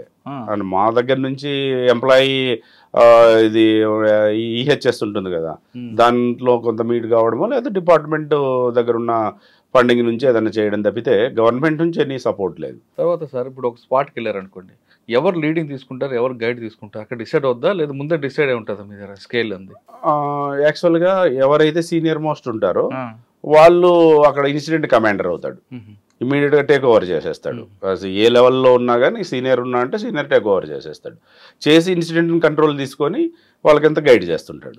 సో ఫైర్ ఫైటర్స్ వెళ్ళిపోతారు. అవును సార్, ఇప్పుడు బాగుంది కానీ డిపార్ట్మెంట్ ఒకప్పటికి 10 సంవత్సరాలు వెనక్కి వెళ్తే 15 సంవత్సరాలు వెనక్కి వెళ్తే అసలు డిపార్ట్మెంట్ ఎక్కడో ఊరు అవతల, అది ఎప్పుడు ఫైర్ వచ్చే వరకు ఖాళీగా ఉండడం, వాళ్ళు కూడా ఏదో నిరాశ నిస్సృహలతో కనిపించడం, ఇవన్నీ కనిపించండి. దాంతో పబ్లిక్ లో ఫైర్ డిపార్ట్మెంట్ అంటే మంటలు ఆరిపోయిన తర్వాత వస్తారు, ఆరిపోయిన తర్వాత వస్తారు అనేది ఒక ముద్ర పడిపోయింది. అవును, మీరు ఆ స్టేజ్ నుంచి దాన్ని ముందుకు ఎలా తీసుకున్నారు? అంటే బూడిదలో పోస్తారు వాటర్ వచ్చనే నానుడి ఉండేది. అవును. సో దాని నుంచి మేము ఏం చేసామంటే, నేను ఫస్ట్ ఈ డిపార్ట్మెంట్లోకి వచ్చే టయానికి నేను కూడా ఏం చేయలేకపోతున్నానే, ఇంత మీగర్ రిసోర్సెస్ ఉన్నాయి, అది ఇదనే పొజిషన్లో ఉండేవాడిని. తర్వాత గవర్నమెంట్ కూడా ప్రియారిటైజ్ చేసింది, ఎమర్జెన్సీ డిపార్ట్మెంట్కి డిక్లేర్ చేయడం జరిగింది. అంతకుముందు only fire and emergency services ఉండేది. మళ్ళీ డిజాస్టర్స్ కూడా మాకు ఇంట్రెస్ట్ చేయడం వల్ల స్కోప్ పెరిగింది. స్కోప్ పెరిగిన తర్వాత ఫండింగ్ పెరిగింది. మేము కూడా అదర్ సోర్సెస్ ద్వారా సిఎస్ఆర్ ఫండింగ్ కానీ, దాతలను ఎవరినో సెలెక్ట్ చేసుకొని అడుక్కోవడం కానీ, అలా కొంత డెవలప్ చేసుకుంటా రావడం జరిగింది. సో దానివల్ల ఏమైపోయిందంటే, ఆ దాతలు ఒకరికొకరు ముందుకు రావడం వల్ల, అంటే వాళ్ళకి మా దగ్గర ఏంటంటే మా సర్వీస్ పైన సింపతి ఉంటుంది. ఖచ్చితంగా ఒక రైట్ ఆఫీసర్ వెళ్ళి వాళ్ళని రిక్వెస్ట్ చేసామంటే వాళ్ళు చేయడానికి రెడీ. అట్లా నేను ఫైర్ స్టేషన్ బిల్డింగ్లు కానీ, ఎక్విప్మెంట్ కానీ చాలా వరకు అక్వైర్ చేశాను. ఎందుకంటే గవర్నమెంట్ పైన డిపెండ్ అయిపోయి గవర్నమెంట్ ఇచ్చేంత వరకు ఉండకోకుండా మనం ఎందుకు ప్రయత్నం చేయకూడదు, సపోర్ట్ తీసుకోవడం ఎందుకు చేయకూడదు? ఆఫ్టర్ ఆల్ వాళ్ళ విలేజ్ కు వాళ్ళ మండలానికి పని చేస్తున్నప్పుడు అక్కడున్న ఎంటర్ప్రైనర్స్ ఎవరన్నా ఉంటే ఎందుకు చేయకూడదని అలా చేసాం. పైలట్ ప్రాజెక్టులు సక్సెస్ఫుల్ గా చేయగలిగాం. కొన్ని చోట్ల ఈవెన్ మా దానికి అప్రోచ్ కూడా లేకపోతే అప్రోచ్ కూడా చేయడం జరిగింది. ఓకే, అదే సార్. ఇన్సిడెంట్ జరిగినప్పుడు మీ వర్క్ ఎలా ఉంటుంది, లేని సమయంలో మీ వాళ్ళందరూ ఏం చేస్తుంటారు? సో యాక్చువల్ గా దాని మాకు ఒక రోట్ ఆఫ్ డ్యూటీస్ అని ఉంటాయి. ఇన్సిడెంట్ లేని టైంలో ఎవ్రీ అవర్ ప్రోగ్రామ్ రన్ అవుతుంది. వాళ్ళు రిపోర్ట్ చేసిన టైం నుంచి మళ్ళీ ఈవినింగ్ వరకు. ఈవినింగ్ 5 to 6 పిటిక్ వర్క్ చేస్తారు. పిటిక్ వర్క్ అంటే ప్రిమిసెస్ని శుభ్రం చేసుకోవడం, గడ్డో లేకపోతే చెట్లు ఇవన్నీ. సో ఆ రోట్ ఆఫ్ డ్యూటీస్ కింద వాళ్ళు నేర్చుకుంటూ ఉంటారు, ప్రాక్టీస్ చేస్తూ ఉంటారు, ఇవన్నీ జరుగుతుంటాయి. సో అది కంటిన్యూ చేయడం వల్లనే మేము రెస్ట్ నుంచి వెళ్ళినా ఫైర్ ఫైటింగ్ చేయగలుగుతాం. లేదా మీకు లేజినెస్ ఉండదు? లేజినెస్ ఉండదు. కొంతమంది స్కూల్ పిల్లల్ని తీసుకొచ్చి లేదంటే ఊర్లో ఉన్న వాళ్ళని తీసుకొచ్చి ట్రైనింగ్ ఇవ్వడం చేయొచ్చు కదండి. అది మంచి కాన్సెప్ట్. మాకు 2016లో లాంచ్ చేసాం అది. సో పబ్లిక్ అవేర్నెస్ ప్రోగ్రామ్స్ అని ఒక్కొక్క ఆఫీసర్కు టార్గెట్ ఇవ్వడం జరిగింది. అది ఫస్ట్ నేను జిహెచ్ఎంసీలో ఉన్నప్పుడు స్టార్ట్ చేశాను. మళ్ళీ మా డీజీ గారు వచ్చిన తర్వాత, సత్యనారాయణ సార్ డీజీ గారు వచ్చిన తర్వాత ఆయన ఇంట్రడ్యూస్ చేశాడు. మనం ఐడియల్గా ఉండే బదులు ఓకే మనం నేర్చుకోవడం కాకోకుండా, ఎంతసేపు మన సబ్జెక్ట్ మనమే నేర్చుకోవడం కాకోకుండా పబ్లిక్ లేక ఎందుకు వెళ్ళకూడదు, మనం స్కూల్స్కి కానీ కాలనీలకు కానీ అలా టార్గెట్ చేసిన తర్వాత మేము ఆల్మోస్ట్ ఆల్ పబ్లిక్ వరకు రీచ్ అయినాము. చాలా వరకు మీరు అన్నట్లు ఈ కిచెన్ ఫైర్స్ పైన, తర్వాత ఈ మన విలేజ్ రూరల్ ఫైర్స్ పైన, తర్వాత ఈ క్రాకర్స్ దీపావళి సీజన్లో ఎలాంటి తీసుకోవాలా, సమ్మర్లో ఎలాంటి ప్రికాషన్స్ తీసుకోవాలా, ఇలాంటివన్నీ పబ్లిక్ వెళ్ళి చెప్పడం జరిగింది. సో గ్యాస్ ఫైర్ అయినప్పుడు ఎలా ట్యాకిల్ చేయాలి, సో దాని నుంచి ఎలా బయటపడాలి, వాళ్ళంతకు వాళ్ళు ఎలా ఆర్పుకోవాలి భయపడుకోకుండా, ఎలక్ట్రికల్ ఫైర్స్ అయినప్పుడు ఎలా సేవ్ కావాలి, ఎలక్ట్రికల్ ఫైర్స్ కాకోకుండా ఏం చేయాలి, ఇలాంటివన్నీ అవేర్నెస్ ప్రోగ్రామ్ చేసాం. చాలా వరకు చేస్తున్నాం కూడా ఇప్పుడు కూడా. దానివల్ల మంచి ఇన్పుట్, చాలా ఇన్పుట్. ఎందుకంటే మేము డ్రాస్టికల్గా ఫైర్ కాల్ రేట్ తగ్గుతూ వచ్చింది. ఎందుకంటే మేము సెగ్మెంట్స్ తీసుకున్నాం. ఇప్పుడు స్లమ్ ఏరియాలో తీసుకున్నప్పుడు వాళ్ళకి దీపం పథకం కింద అప్పుడు గ్యాస్ సిలిండర్లు ఇచ్చున్నారు. వాళ్ళకి అవేర్నెస్ లేకపోవడము, దానివల్ల పైర్లు ఎక్కువయ్యాడు. దాన్ని కన్సిడరబుల్గా తగ్గించగలిగినాం. సో వాళ్ళకు ట్రైనింగ్ క్లాసెస్ కండక్ట్ చేయడము, వాళ్ళంతకు వాళ్ళు ఆర్పుకోవడము చేయడము, ఏదన్నా జరిగినప్పుడు పంబ్లింగ్ కాకోకుండా పరిగెత్తుకోకుండా ఎలా చేయాలా ఇవన్నీ నేర్పడం వల్ల ఇప్పటికి చాలా వరకు కాల్స్ తగ్గిపోయాయి. మేజర్ అయితే మీకు కాల్ చేస్తున్నారు, మేజర్ అయితేనే చేస్తున్నారు. మైనర్ ఇంట్లో వంటగదిలో ప్రతి ఇంట్లో కూడా ఒక బాంబు ఉంటుంది, గ్యాస్ సిలిండర్. అవును, గ్యాస్ సిలిండర్ తెల్లవారుజామున నైట్ సరిగ్గా ఆకపోవడం వల్ల అది గ్యాస్ లీక్ అవుతుంది, పొద్దున్న స్విచ్ అయ్యి కానీ పేలుతుంది. అవును, కరెంట్ వస్తుంది. అవును అవును. అటువంటి సమయంలో ఇంట్లోంచి పారిపోమంటారా? ఆ సిలిండర్ని అక్కడికి ఆపడం అంటే ఎలా చేయమంటారు? సో ఎలా ఉంటుందంటే పొజిషన్ అది ఒక్కసారి అది లీకేజ్ స్టార్ట్ అయిపోయి దాని వాల్యూమ్ ఆఫ్ లీకేజ్ ఎక్కువ ఉన్నప్పుడు మీరు ఏం చేయలేరు. సో ఆల్మోస్ట్ అది ఇమ్మీడియట్గా అంత మొత్తం పైర్ క్యాచ్ అవుతుంది, మొత్తం రూమ్ అంతా క్యాచ్ అవుతుంది. అలా కాకోకుండా ఎక్కడన్నా లీకేజ్ ఉండి స్మెల్ చేశారనుకో భయపడాల్సిన అవసరం లేదు. సో మీరు వెళ్ళి నాబును బంద్ చేయడము, లేకపోతే సిలిండర్ నుంచి గ్యాస్ పైప్ కనెక్షన్ ఉంటుంది కదా, డిస్కనెక్ట్ చేసి బయటపడేయడమో చేయాలి. అది సిలిండర్కే మంట వచ్చింది అనుకోండి, సిలిండర్కి మంట వచ్చినా కూడా మన దగ్గర తడి చేసే ఏదన్నా గన్నీ బ్యాగ్ కానీ, సో ఏమన్నా పాత కాటన్ క్లాత్ కానీ ఇలాంటివి ఉంటే వాటర్లో తడిపేసి నీట్గా దానిపైన ర్యాపింగ్ చేయగలిగితే ఆరిపోతుంది. కొంతమంది గోధుమ పిండి పెట్టుకుంటారు ఎందుకండి, దానిపైన కాదు, ఆయిల్ ఏదైనా బాణీలో ఆయిల్ అవుతుంది అనుకో, బాణీలో ఆయిల్ వేసి ఏదైనా వంట చేస్తున్నప్పుడు ఆ బాణీలో ఫైర్ అయింది అనుకో, మన దగ్గర ఏది ఉంటే అది అట్టా పౌడర్ కానీ ఇలాంటిది ఏది సబ్స్టిట్యూట్ చేసినా ఫైర్ పుట్ అవుతుంది. సో ఇలాంటి మెథడ్స్ అన్ని నేర్పించాము. సో మాకు కర్నూలు, ఒంగోలు మంచి రిజల్ట్ వచ్చింది. వాళ్ళు ఫీడ్బ్యాక్ కూడా ఇచ్చారు. ఒకప్పుడు మాకు ఈ బాణీలో ఫైర్ అయిపోతే పారిపోయి వాళ్ళకి పిలిచేవాళ్ళం, మేమే మా ఇంట్లో ఉన్న దాంతో నేర్చుకొని అప్లై చేయగలిగాము అని వాళ్ళు పేపర్కి ఇవ్వడము చెప్పడము జరిగింది. అది వాళ్ళ దగ్గర నుంచి వచ్చిన మాకు ఫీడ్బ్యాక్. అట్లనే స్కూల్ చిల్డ్రన్స్ కూడా టార్గెట్ చేసి వాళ్ళకు కూడా మేము ఎడ్యుకేట్ చేసుకుంటూ వచ్చాము, మాక్ డ్రిల్స్ కూడా కండక్ట్ చేసుకుంటూ వస్తున్నాము. సో దీనివల్ల ఏంటంటే society by and large what ever reason, ఇప్పుడు సోషల్ మీడియా రావడం, మీ మీడియా ద్వారా తెలుసుకోవడము, చాలా వరకు అవేర్నెస్ వచ్చింది. సార్ వంటగదిలో fridge, gas stove, gas cylinder కానీ పక్కన ఉండొచ్చా? ఫ్రిడ్జ్, గ్యాస్ సిలిండర్ అనేటివి దగ్గర ఉండడానికి అవకాశం ఉండకూడదు. ఎందుకంటే దాంట్లో ప్రియాన్ వాయువు వాడతారు ఫ్రిడ్జ్లో, ఇదేమో ఎల్పిజి వాడతారు. ఏదన్నా లీకేజ్ అయిపోయి ఏదన్నా జరిగినప్పుడు తర్వాత ఫ్రిడ్జ్ కూడా ఏంటంటే సర్టన్ టెంపరేచర్ రన్ అవుతుంటుంది. ఎక్కడన్నా ఆ రేడియేషన్ కానీ లేకపోతే ఆ స్పార్క్ కానీ డెవలప్ అయిందంటే ప్రాబ్లం కావడానికి అవకాశం ఉంది. అందుకని మేము ఇప్పుడు దూరంగా ఉంచమనే చెప్తాం. Fridge, gas cylinder. Sir gas cylinder కూడా కొంతమంది సిలిండర్ పైన స్టవ్ పైన పెట్టి కింద సిలిండర్ పెడతారు. అవును, దానికి మీలాంటి వాళ్ళందరూ కూడా ఏం చెప్తారంటే డోర్ పెట్టినప్పుడు దానికి వెంటిలేషన్ కోసం కొంత గ్యాప్ ఉంచుకుంటారు. కానీ కొంతమంది ఆడవాళ్ళు అది అందంగా కనబడకుండా ఉండాలి, నీట్ గా ఉండాలి అని మొత్తం క్లోజ్ చేస్తారు. ఈస్థెటిక్ సెన్స్ అదే. సో యాక్చువల్ గా గ్రౌండ్ లెవెల్ వెంటిలేటర్ ఉండాలి. ఎందుకంటే గ్యాస్ అనేది హెవియర్ దాన్ ఎయిర్, సో అది కిందికి సెటిల్ అవుతుంది. సో గ్రౌండ్ లెవెల్ వెంటిలేటర్ ఉందనుకో సిలిండర్ దగ్గర, కింది నుంచి వెళ్ళిపోతూ ఉంటుంది, అలా ప్రాబ్లం ఉండదు. అలా లేదంటే అక్యుములేషన్ అవుతూ వస్తుంది. సో దానివల్ల ఏంటంటే ఏదైనా స్పార్క్ డెవలప్ అయితే ఆటోమేటిక్గా ఫైర్ కావడం. గ్రౌండ్ లెవెల్ వెంటిలేటర్ ఉండి ఒకవేళ లీకేజ్ ఉన్నా కానీ ఏం ప్రాబ్లం లేదు, డైల్యూట్ అవుతా వస్తూ ఉంటుంది. చాలా మంది ఇంటికి బాగా డెకరేషన్ చేస్తారు, వెంటిలేషన్ పెట్టుకోరు, లోపల చాలా అందాల మేడలో తయారు చేస్తారు. అవును, ఫైర్ ప్రికాషన్స్ ఉండవు. అవును, అటువంటి ఇల్లు మీరు ఏ విధంగా ఐడెంటిఫై చేస్తారు, వాటి మీద ఎలాంటి యాక్షన్ తీసుకుంటారు? సో యాక్చువల్గా మాకు ఫైర్ సర్వీస్ యాక్ట్ అనేది ఉంది. సో సాధ్యమైనంత వరకు మేము అడ్వైజరీ నేచర్లోనే ఉంటాం. ఎవరిని పబ్లిక్ నారాజ్ చేయకూడదు, వాళ్ళకు గైడెన్స్ ఇచ్చే ఈ పోల్డ్లోకి తీసుకురావాలని. సో వాళ్ళకు అడ్వైజ్ చేస్తాము, మేము ఎప్పుడైనా ర్యాండమ్ చెకింగ్ ఉంటాయి మాకు, ఫైర్ ఆడిట్ చేసినప్పుడు ఎవరన్నా నోటీస్ చేస్తే వాళ్ళకు ఇన్ఫార్మ్ చేసి ఇవన్నీ ప్రికాషన్స్ తీసుకోండి అని చెప్తాము. ఇంకా లేదు వాళ్ళు రిపీటెడ్గా కమిట్ అవుతున్నారు, అది ఐరేజ్ నేచర్ ఉందంటే ఆటోమేటిక్గా ప్రాసిక్యూషన్ సైడ్ వెళ్తాం, అది కూడా తక్కువకి వెళ్తాం. కానీ లీగల్ సపోర్ట్ ఉందంటారా మీకు? లీగల్ సపోర్ట్ లేదు, అంత పెద్ద నోటీస్ ఇచ్చిన ఉపయోగం ఉందండి. నోటీస్ ఇస్తాము, లీగల్ ప్రాసెస్లోకి వెళ్ళామంటే ఇయర్స్ టుగెదర్. అంటే మన దగ్గర ఏంటంటే మన సొసైటీలో కొంత అంటే యాక్ట్ నుంచి ఒక లీగల్ ఒక నోటీస్ వెళ్ళగలిగితే కొంత భయం అనేది ఉంది. ఎందుకు ఇన్వైట్ చేయడము, ఫర్దర్గా వస్తారు, గైడెన్స్ తీసుకుంటారు, చాలామంది ఆ పోల్లోకి వస్తారు. కానీ దానికి ఓవర్కమ్ చేయడం దానికి అంటే టీత్ లేదు. సో ఏదో ప్రాసెస్ స్వాలో చేయడానికో లేదా చప్పరించడానికి అవకాశం ఉన్నట్లు చేశారనమాట.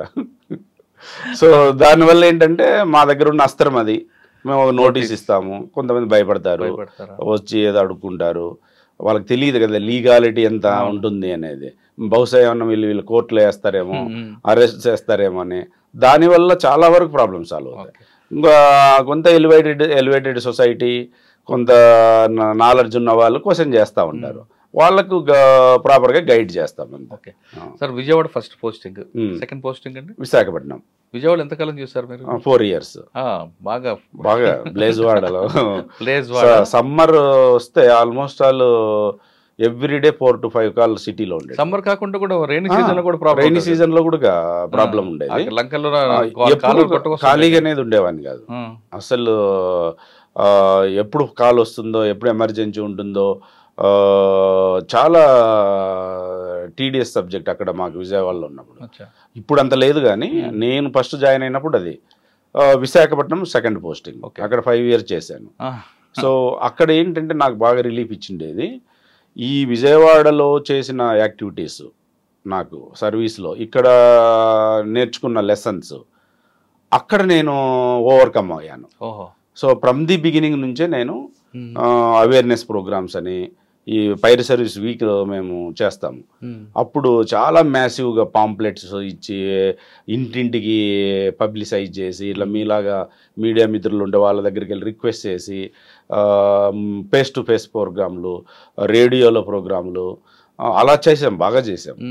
దానివల్ల చాలా రిజల్ట్ వచ్చింది మాకు. స్లమ్ ఏరియాస్లో అసలు ఫైర్లు 0 చేసేసాం. కానీ అక్కడ ఇంకొక మేజర్ ప్రాబ్లం ఉంటుంది, steel plant, navy, all vital installations, HPCL, మీకు విశాఖ స్టీల్, NSTL చాలా ఉంటాయి. అప్పుడు LG లేదేమో మీ దగ్గర? లేదు, LG ఉంది, LG పాలిమర్స్, తర్వాత ఈ నాగార్జున ఫర్టిలైజర్స్ చాలా ఉన్నాయి. అయినా కాకుండా సముద్రం వైపు కూడా మీకు ప్రాబ్లం ఉంది కదండి? అవును, సో అదొక థ్రెట్. సో అక్కడ ఏంటంటే మీ ముందు సో అక్కడ ఏంటంటే మా దగ్గర ట్రైన్డ్ మ్యాన్ పవర్ ఉంటుంది, స్విమ్మింగ్ లో బాగా ట్రైన్ అయిన వాళ్ళు ఉన్నారు. సో అలాంటి రెస్క్యూ యాక్టివిటీస్లో ఇప్పుడు ఈ NDRF ఇవన్నీ నేషనల్ వైడ్ ఫేమస్ అయినాయి, కానీ బేసికల్గా ఫస్ట్ రెస్పాండర్స్ వచ్చి fire service, any emergency. So round the clock ఉంటాం మేము, ఇమ్మీడియట్గా బండి తీసుకొని వెళ్ళిపోయి యాక్టివిటీ స్టార్ట్ చేస్తాం. ఇప్పుడు మన బుడమేరు ఫ్లడ్, సో 10 days చేసాం మేము. ఎక్సలెంట్ వర్క్ మా పర్సనల్ చేసిండేది, మా ఆఫీసర్లు చేసిండేది. అసలు అది థ్యాంక్లెస్ జాబ్. ఎందుకంటే తెగిపోవడం కారణం ఏంటండి? బ్రీచెస్. సో 3-4 దగ్గర బ్రీచెస్ అయిపోయి వాటర్ ఏంటంటే క్యాస్కేడింగ్ ఎఫెక్ట్.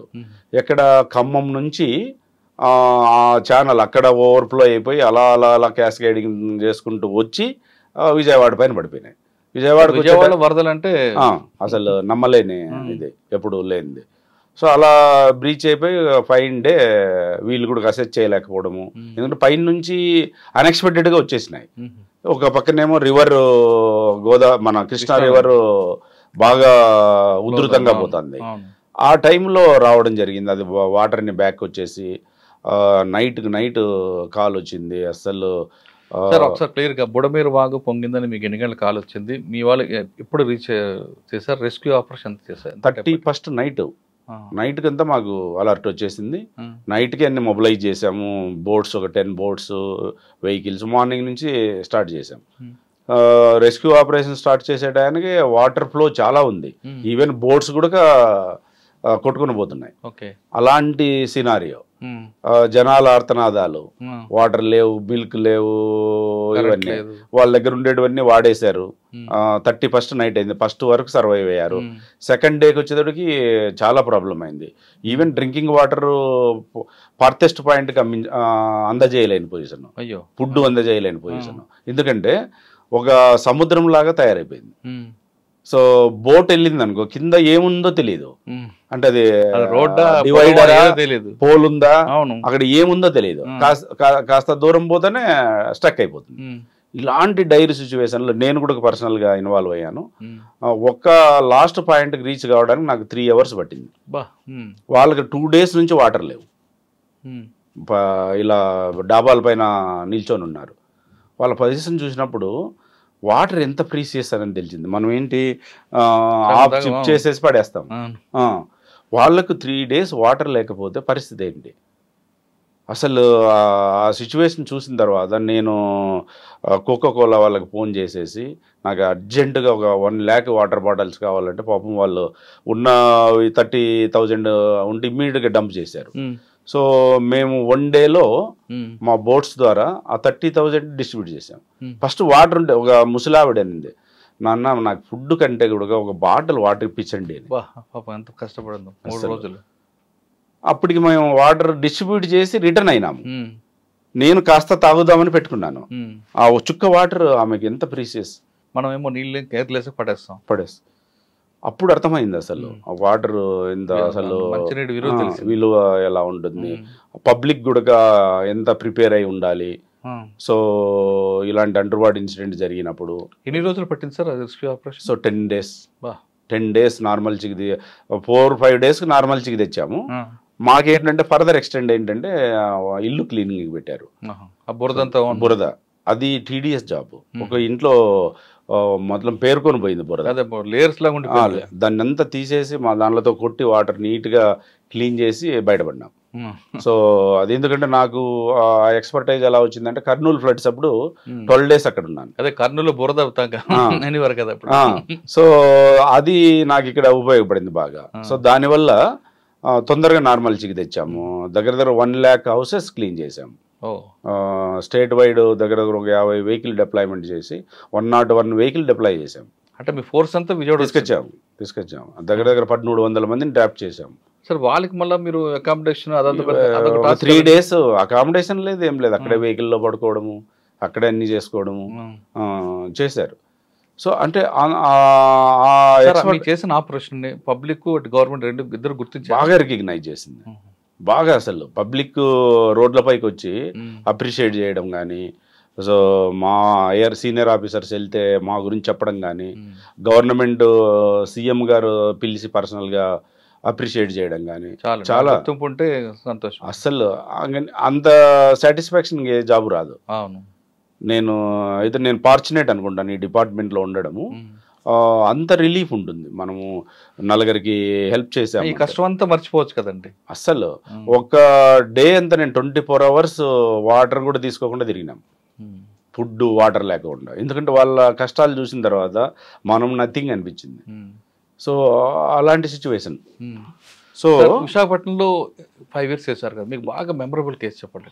విశాఖపట్నంలో మెమరబుల్ డేస్ అంటే ఒకటి ట్రైన్ యాక్సిడెంట్ అయింది. నాగర్సోల్ ఇక్కడ నుంచి కన్యాకుమారి నుంచి అటు ఎక్కడో నాగర్సోల్ ఎక్కడ వెళ్తుంది అది. అది అనకాపల్లి దగ్గర డీరైల్మెంట్ అయిపోయి యాక్సిడెంట్. అది మాకు కాల్ వచ్చేసింది ఇమ్మీడియట్గా. అప్పుడు నేను కూడా ఉన్నాను. సో ఇమ్మీడియట్గా మా దగ్గర రెస్క్యూ ఎక్విప్మెంట్ తీసుకొని వెళ్ళాము. 6 మందిని మా వాళ్ళు సేవ్ చేశారు. అది బోగీలు కట్ చేసేసి తీసుకొచ్చారు. దాంట్లో నాకు ప్యాథటిక్ ఇన్సిడెంట్ ఏంటంటే సర్వైవ్ అయినాడు ఆ క్యాండిడేట్. అంతా కట్ చేసి రెస్క్యూ చేసి అంబులెన్స్లో పెట్టాము. అంబులెన్స్లో వరకు బాగున్నాడు. సో నియర్ బై హాస్పిటల్ లేకపోవడం వల్ల ఆల్ ది వే విశాఖపట్నం తీసుకొచ్చేలోగా చనిపోయాడు.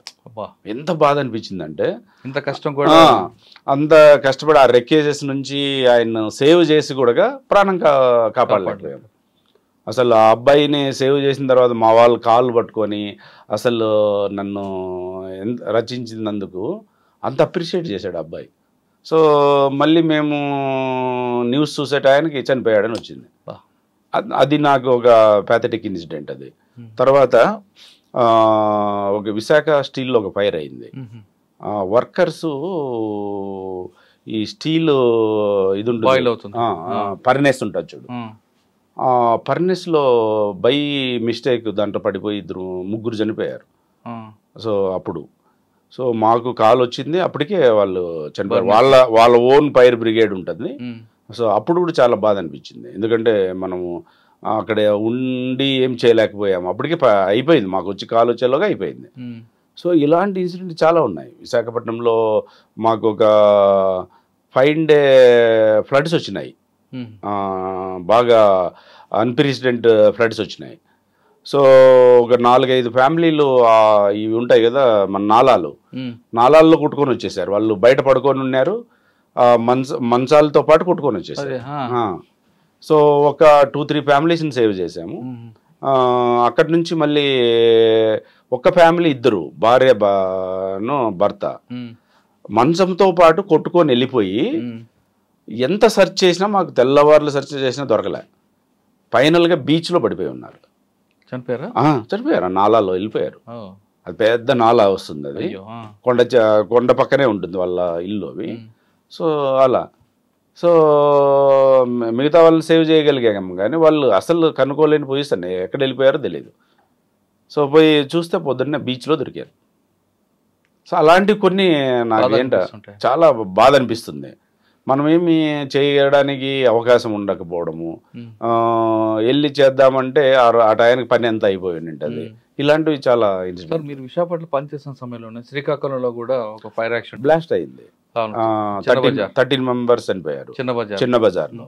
అది నేను శ్రీకాకుళం ఫైర్ మిషన్ ఉంటుండగా మీకు ఇక్కడ నుంచి తీసుకెళ్లారంటే అడిషనల్ ఫోర్స్ ఇది కాదు. నేను అప్పుడు I'm the incharge of that division కదా, division consisting of 3 districts. So అక్కడ నేను పోస్టింగ్ చేస్తున్నా కాబట్టి నేను వెళ్ళాను శ్రీకాకుళం. అప్పుడు జానారెడ్డి హోమ్ మినిస్టర్ గారు. సో 13 మంది చనిపోయారు. అది 1 నెల రోజుల కిందనే నోటీస్ ఇచ్చాం మేము. చాలా టౌన్ లో హబ్ లో ఉంది, ఇది ఎండేంజర్ టు పబ్లిక్ అని కలెక్టర్ గారికి ఇచ్చాం.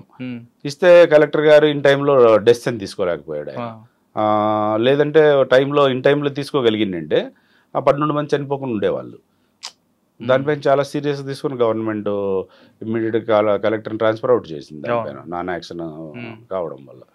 సో ఇలాంటి కొన్ని మేము ప్రొయాక్టివ్గా ముందుగానే ఇన్ఫార్మ్ చేయడము చేస్తూ ఉంటాము. సార్ మీ స్పాట్కి వెళ్ళిన తర్వాత కొన్ని ఊపిరితున్న వాళ్ళు కొంతమంది కనబడుతుంటారు, రక్షించండి కాపాడండి. అవును, అటువంటి చూసారు ఎప్పుడైనా? చాలా ఇన్సిడెంట్స్లో చూసాము. నాకు ఫస్ట్ ఇన్సిడెంట్ నాకు రాణిగారి తోట విజయవాడ. ఒక ఫస్ట్ నాకు బాగా హ్యాపీ అనిపించింది. 400 హౌసులు కలిపినాయి ఆ రోజు. రాత్రి 9కు ఎంత మెసేజ్ వచ్చింది, ఇమ్మీడియట్గా వెళ్ళాము. వెళ్ళిన తర్వాత ఫస్ట్ సాల్వేజ్ ఆపరేషన్ అంటాం మేము. ఎక్కడెక్కడ ఎవరన్నా లైవ్తో ఉన్నారా, లోపల ఎవరన్నా ఉన్నారా, అది ఫస్ట్ చూసుకుంటాం. చూస్తే ఒక ఓల్డ్ ఏజ్ 65 అట్లా ఉంటుంది. ఆమె లోపలే ఉండిపోయింది, ఇల్లు వదలకోకుండా ఉంది. ఏంటి ఈమెకు ఏమి అట్రిబ్యూట్ అయిన ఉన్నాయి, ఎందుకు వదలడం లేదు, ఎంత కన్విన్స్ చేసినా రాదు అది. సో నేను వెళ్ళాను, ఆమెను బ్రతిమిలాడి మనోళ్ళను పట్టుకొని మంచంతో పాటు ఎత్తుకొని వచ్చేసాము, బయటకు ఎత్తుకొని వచ్చేసాము. ఒక ట్రంక్ పెట్టి ఉంటే ట్రంక్ పెట్టి తీసుకొచ్చాము. ఆమె వరి అంతా ట్రంక్ పెట్టి పైన ఉంది. ఏంటంటే రీజన్ ఉంది, వాళ్ళ మనవరాలది పెళ్ళి, కొడుకు కోడలు వెడ్డింగ్ కార్డ్ డిస్ట్రిబ్యూషన్కి వెళ్ళారు. బంగారం దాంట్లో గోల్డ్ ఉంది 10 సవరాలు, ఒక సిల్క్ శారీ ఉంది. అది లేకపోతే రేపు పెళ్లి లేదు. సందుకు ఆమె నా ప్రాణం పోయిన పర్వాలేదు దాన్ని ప్రొటెక్ట్ చేయాలని కూర్చుంది. సో మేము తీసుకొచ్చి బయట కూర్చోబెట్టి ఆ ముసలామ మాకు తెలిసిపోతుంది, ఆమె పెట్టి వదిలేదట్లు లేదు. సో దాంతోపాటు తీసుకొచ్చి బయటపడేసి ఫస్ట్ ఫైర్ ఫైటింగ్ ఆపరేషన్ చేసేసి అన్ని చేసిన తర్వాత వాళ్ళ బంధువులు వస్తే వాళ్ళకి హ్యాండ్ ఓవర్ చేసి వచ్చాము. వస్తే మార్నింగ్ నా ఆఫీస్కు కాలనీ అంతా వచ్చారు. నేనేమైనా తప్పు చేశానా, నాకు ఫస్ట్ చాలా టెన్షన్ ఫీల్ అయ్యాను. అంటే ఇంతమంది జనాలు వచ్చారు, నేనేమన్నా తప్పు చేసి వచ్చానా నైట్, మా వాళ్ళు ఏమన్నా తప్పు చేశారా అంటే వాళ్ళు వచ్చి ఆ ముసలాం అయితే కాలు పట్టుకుంటానంటుంది, అది ఇది అంటుంటే కాసేపు నాకు కళ్ళ నీళ్ళు వచ్చినాయి, అసలు నేనేం చేశాను ఇందులో అని. అప్పుడు చూస్తే అప్పుడు చెప్పారు వాళ్ళు, ఇలా పెళ్ళి ఉందండి మాకు, ఒక 3 రోజుల్లో పెళ్ళి ఉంది, సో దాంట్లో గోల్డ్ అవన్నీ ఉండిపోయినాయి, ఆలోగా ఈ ఫైర్ అయింది, అదిగిన మీరు సేవ్ చేయకపోయింటే పెళ్ళి లేదు, సో క్యాన్సిల్ అయిపోయేది. సో అప్పుడు ఒక ఫైర్ ఫైటరు నా భాషలో ఏంటంటే, ఒక డాక్టరు బై మిస్టేక్ ఏమన్నా చంపుతాడేమో కానీ ఒక ఫైర్ ఫైటర్గా రీబర్త్ ఇవ్వచ్చు కదా. ఆమె ఆల్వేస్ ఆ రోజు ఆల్మోస్ట్ వాళ్ళు చనిపోయే స్టేజ్, అలాంటి ఆమెను తీసుకొచ్చేసి రీబర్త్ ఇచ్చినాము కదా అనే ఫీలింగ్ ఉంటుంది మా దగ్గర. అది సాటిస్ఫాక్షన్. డాక్టర్ కాదు మీరు కూడా చేయొచ్చు అంతే సార్. విశాఖపట్నం తర్వాత అండి హైదరాబాద్. సో ఆల్ అంటే sequence, 3rd city, 2nd city, 1st city. ఇక్కడ నాకు ఆపర్చునిటీ 8 months వచ్చింది, అలా ప్రమోషన్ తీసుకున్నాను. ఇక్కడ కూడా చాలా ఛాలెంజింగ్ ఫైర్స్, ఎస్ఎన్ ల్యాబ్స్లో ఒకటి అయింది, తర్వాత జస్లిన్ ఫర్నిచర్ షాప్ ఒకటి, తర్వాత ఇక్కడ మనకు పంజాగుట్టలో ఒకటి ఫైర్ అయింది, అమీర్పేటలో లాల్ బంగ్లా. అసలు పెద్ద ఫైర్ అది, అదొకటి అయింది. పంచి కెమికల్స్ అని మన అబిడ్స్లో, దాంట్లో ఆల్మోస్ట్ ఆల్ నేను మా సబార్డినేట్ డెత్ ట్రాప్లోకి వెళ్ళిపోయినాం. సో ఆ రోజు దాంట్లో ఫైర్ అయిపోయింది. అయిన తర్వాత మేము ఒకసారి క్రాస్ చెక్ చేసుకొని వెరిఫై చేద్దామని లోపలికి వెళ్ళాం. లోపలికి వెళ్తేనే షట్టర్ క్లోజ్ అయిపోయింది ఫైర్ స్పాట్లో. షట్టర్ క్లోజ్ అయిపోయింది. ఇంకా మాకు ఎక్కడ వెళ్ళాలో తెలియదు, ఇంకా వేడట్లే ఉంది, స్మోక్ వస్తూ ఉంది కొంత. అది కెమికల్ ఇవి ఉన్న స్టోరేజ్ అది. మా ఆల్మోస్ట్ ఆల్ మా సబార్డినేట్ ఏజ్డ్, ఆల్మోస్ట్ ఆల్ ఆయన పెయింట్ అయిపోయాడు. నేనేం చేయాలో తెలియదు, మా వాళ్ళేమో అరుస్తున్నారు బయట దాన్ని షట్టర్ ఓపెన్ చేయడానికి. అది వేడిగా ఉండడం వల్ల షట్టర్ రావడంలే. మాకున్న అదే కదా ధైర్యము అది. సో ఆల్టర్నేటివ్ ఎగ్జిట్ ఎక్కడో చోట ఉంటుంది, ఇది 1st ఫ్లోర్లో ఉంది. సో అనే సెర్చ్ చేసుకుంటూ వెళ్ళిపోయి చూస్తే ఒక చిన్న స్టెయిర్ కేస్ ఉంది బ్యాక్ సైడ్. ఆయన పట్టుకొని లాక్కొని కిందికి వెళ్ళిపోయాను. ఆలోగా మా వాళ్ళు వెనక నుంచి వచ్చారు, వస్తేనే బయటికి వెళ్ళిపోయాం. ఓపెన్ టు ఎయిర్కి వెళ్తానే కొంత మన సఫకేషన్ నుంచి బయటపడినాము. ఆయన్నేమో హాస్పిటల్కి పంపించేసాము. అది జరిగింది ఇన్సిడెంట్, డెత్ ట్రాప్. మొన్న కోల్డ్ స్టోరేజ్ ఫైర్ కూడా అంతే, జగ్గయ్యపేటలో. ఆల్మోస్ట్ ఆల్ డెత్ ట్రాప్ నుంచి బయటపడమే. సో అది పైప్ లీకేజ్ అయిపోయి బయటపడికి రావడము, మేము బయట విట్నెస్ చేస్తున్నప్పుడు అది పోర్స్తో రావడము, జనాలంతా పడిపోవడము, ఇవన్నీ జరిగినాయి. సో ఇలాంటివన్నీ ఏవైనా కానీ చాలా రిస్క్తో కూడుకునేటివి. ఇక్కడ ఒకటి చందక్ ఫైర్ ఇన్సిడెంట్లో 4 కాలిపోయారు ఇక్కడ హైదరాబాద్లో. అది ఇక్కడ మన పాసమైలారం కాదు, అటు సైడ్ కాదు, ఇటు మన బొల్లారం, మన ఉప్పల్ సైడ్. సో ఆ రోజు అవి వాళ్ళు తెలియకోకుండా ఫైర్ ఫైటింగ్ చేసుకుంటూ వెళ్ళారు. అట్ట అవి బ్యారెల్స్ పేలిపోయి ఆ కెమికల్ మీద పడిపోయి 4 కాలిపోయింది. ఒకతనికైతే 80% బర్న్స్, సస్టైన్ అయినాడు కానీ మళ్ళీ చనిపోయాడు. అయ్యో, దట్ ఈస్ ద ప్రాబ్లం. ఇక్కడ 8 months సార్, ఇక్కడ 8 months. తర్వాత regional officer southern region head office ఇక్కడే. ఓకే, అది 4 years చేశాను. Then promoted as a additional director GHMCకి వెళ్ళాను. సో డెప్యుటేషన్ పైన అక్కడ 3 years చేశాను. ఆఫ్టర్ దట్ బైపర్కేషన్లో అటు వెళ్ళిపోయాను. ఓకే, GHMCలో మీ మార్క్ ఏముందండి? మా అక్కడ ఫైర్ ప్రివెన్షన్ వింగ్ ఉంది. So NOC pre scrutiny applications అదొకటి. తర్వాత నేను మా కోర్ సబ్జెక్టు చేసిందే తక్కువ GHMCలో. అప్పుడు నాకు నా ఇంట్రెస్ట్ చూసి కమిషనర్ గారు చాలా అసైన్మెంట్స్ ఇచ్చాడు. అప్పుడు సోమేష్ కుమార్. సో నేను కుక్కటపల్లి మున్సిపాలిటీకి స్పెషల్ ఆఫీసర్గా చేశాను. మళ్ళీ LB నగర్ చేశాను, అబిడ్ చేశాను. ట్యాక్స్ స్పెషల్ డ్రైవ్లో నన్ను ఇన్ఛార్జ్ హెడ్ ఆఫీస్ నుంచి. కాదు 100 టాప్ డిఫాల్టర్స్ లిస్ట్ ఇచ్చి డైలీ 10 మందిని టార్గెట్ చేయమన్నాడు. అంటే పనిష్మెంట్ అనుకోవాలా మంచి వర్క్? లేదు, నేను ఛాలెంజింగ్గా తీసుకున్నా, మంచి వర్కే. సో ఒక 780 కోర్టు కేసెస్ ఉండే, అవన్నీ సాల్వ్ చేసాం. సో 350 కోట్లు కలెక్ట్ చేశాను నేను నా 3 years పీరియడ్లో. That is the contribution of the society. అసలు దానివల్ల ఇన్ఫ్రాస్ట్రక్చర్ డెవలప్ అవుతుంది కదా. సార్ మీరు ఉన్నప్పుడు అనుకుంటా మన అంబర్పేట దగ్గర నెంబర్ దగ్గర నాలాలో ఒక ఆమె పడిపోతుంది, వర్షం పడిపోతుంది. అవును, కెనరా బ్యాంక్. అవును సార్, ఒకవేళ నాలాలో ఆ విధంగా పడిపోతే మీరు ఎలా రెస్క్యూ చేస్తారండి?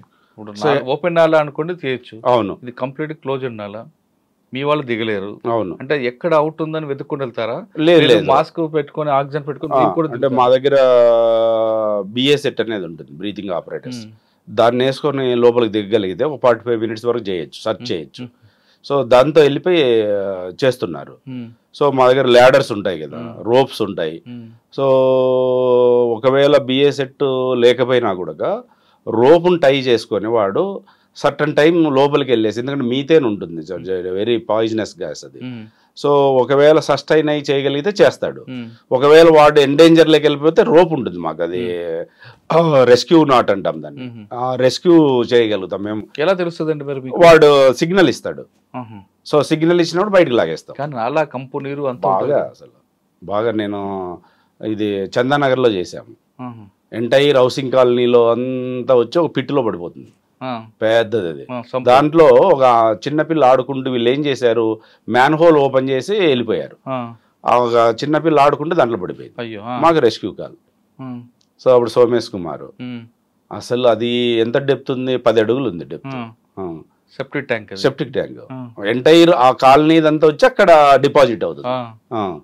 సో అది రెస్క్యూ ఆపరేషన్. మా వాళ్ళు ఎంత ప్రయత్నం చేసినా లోపలికి వెళ్ళలేకపోతున్నాము.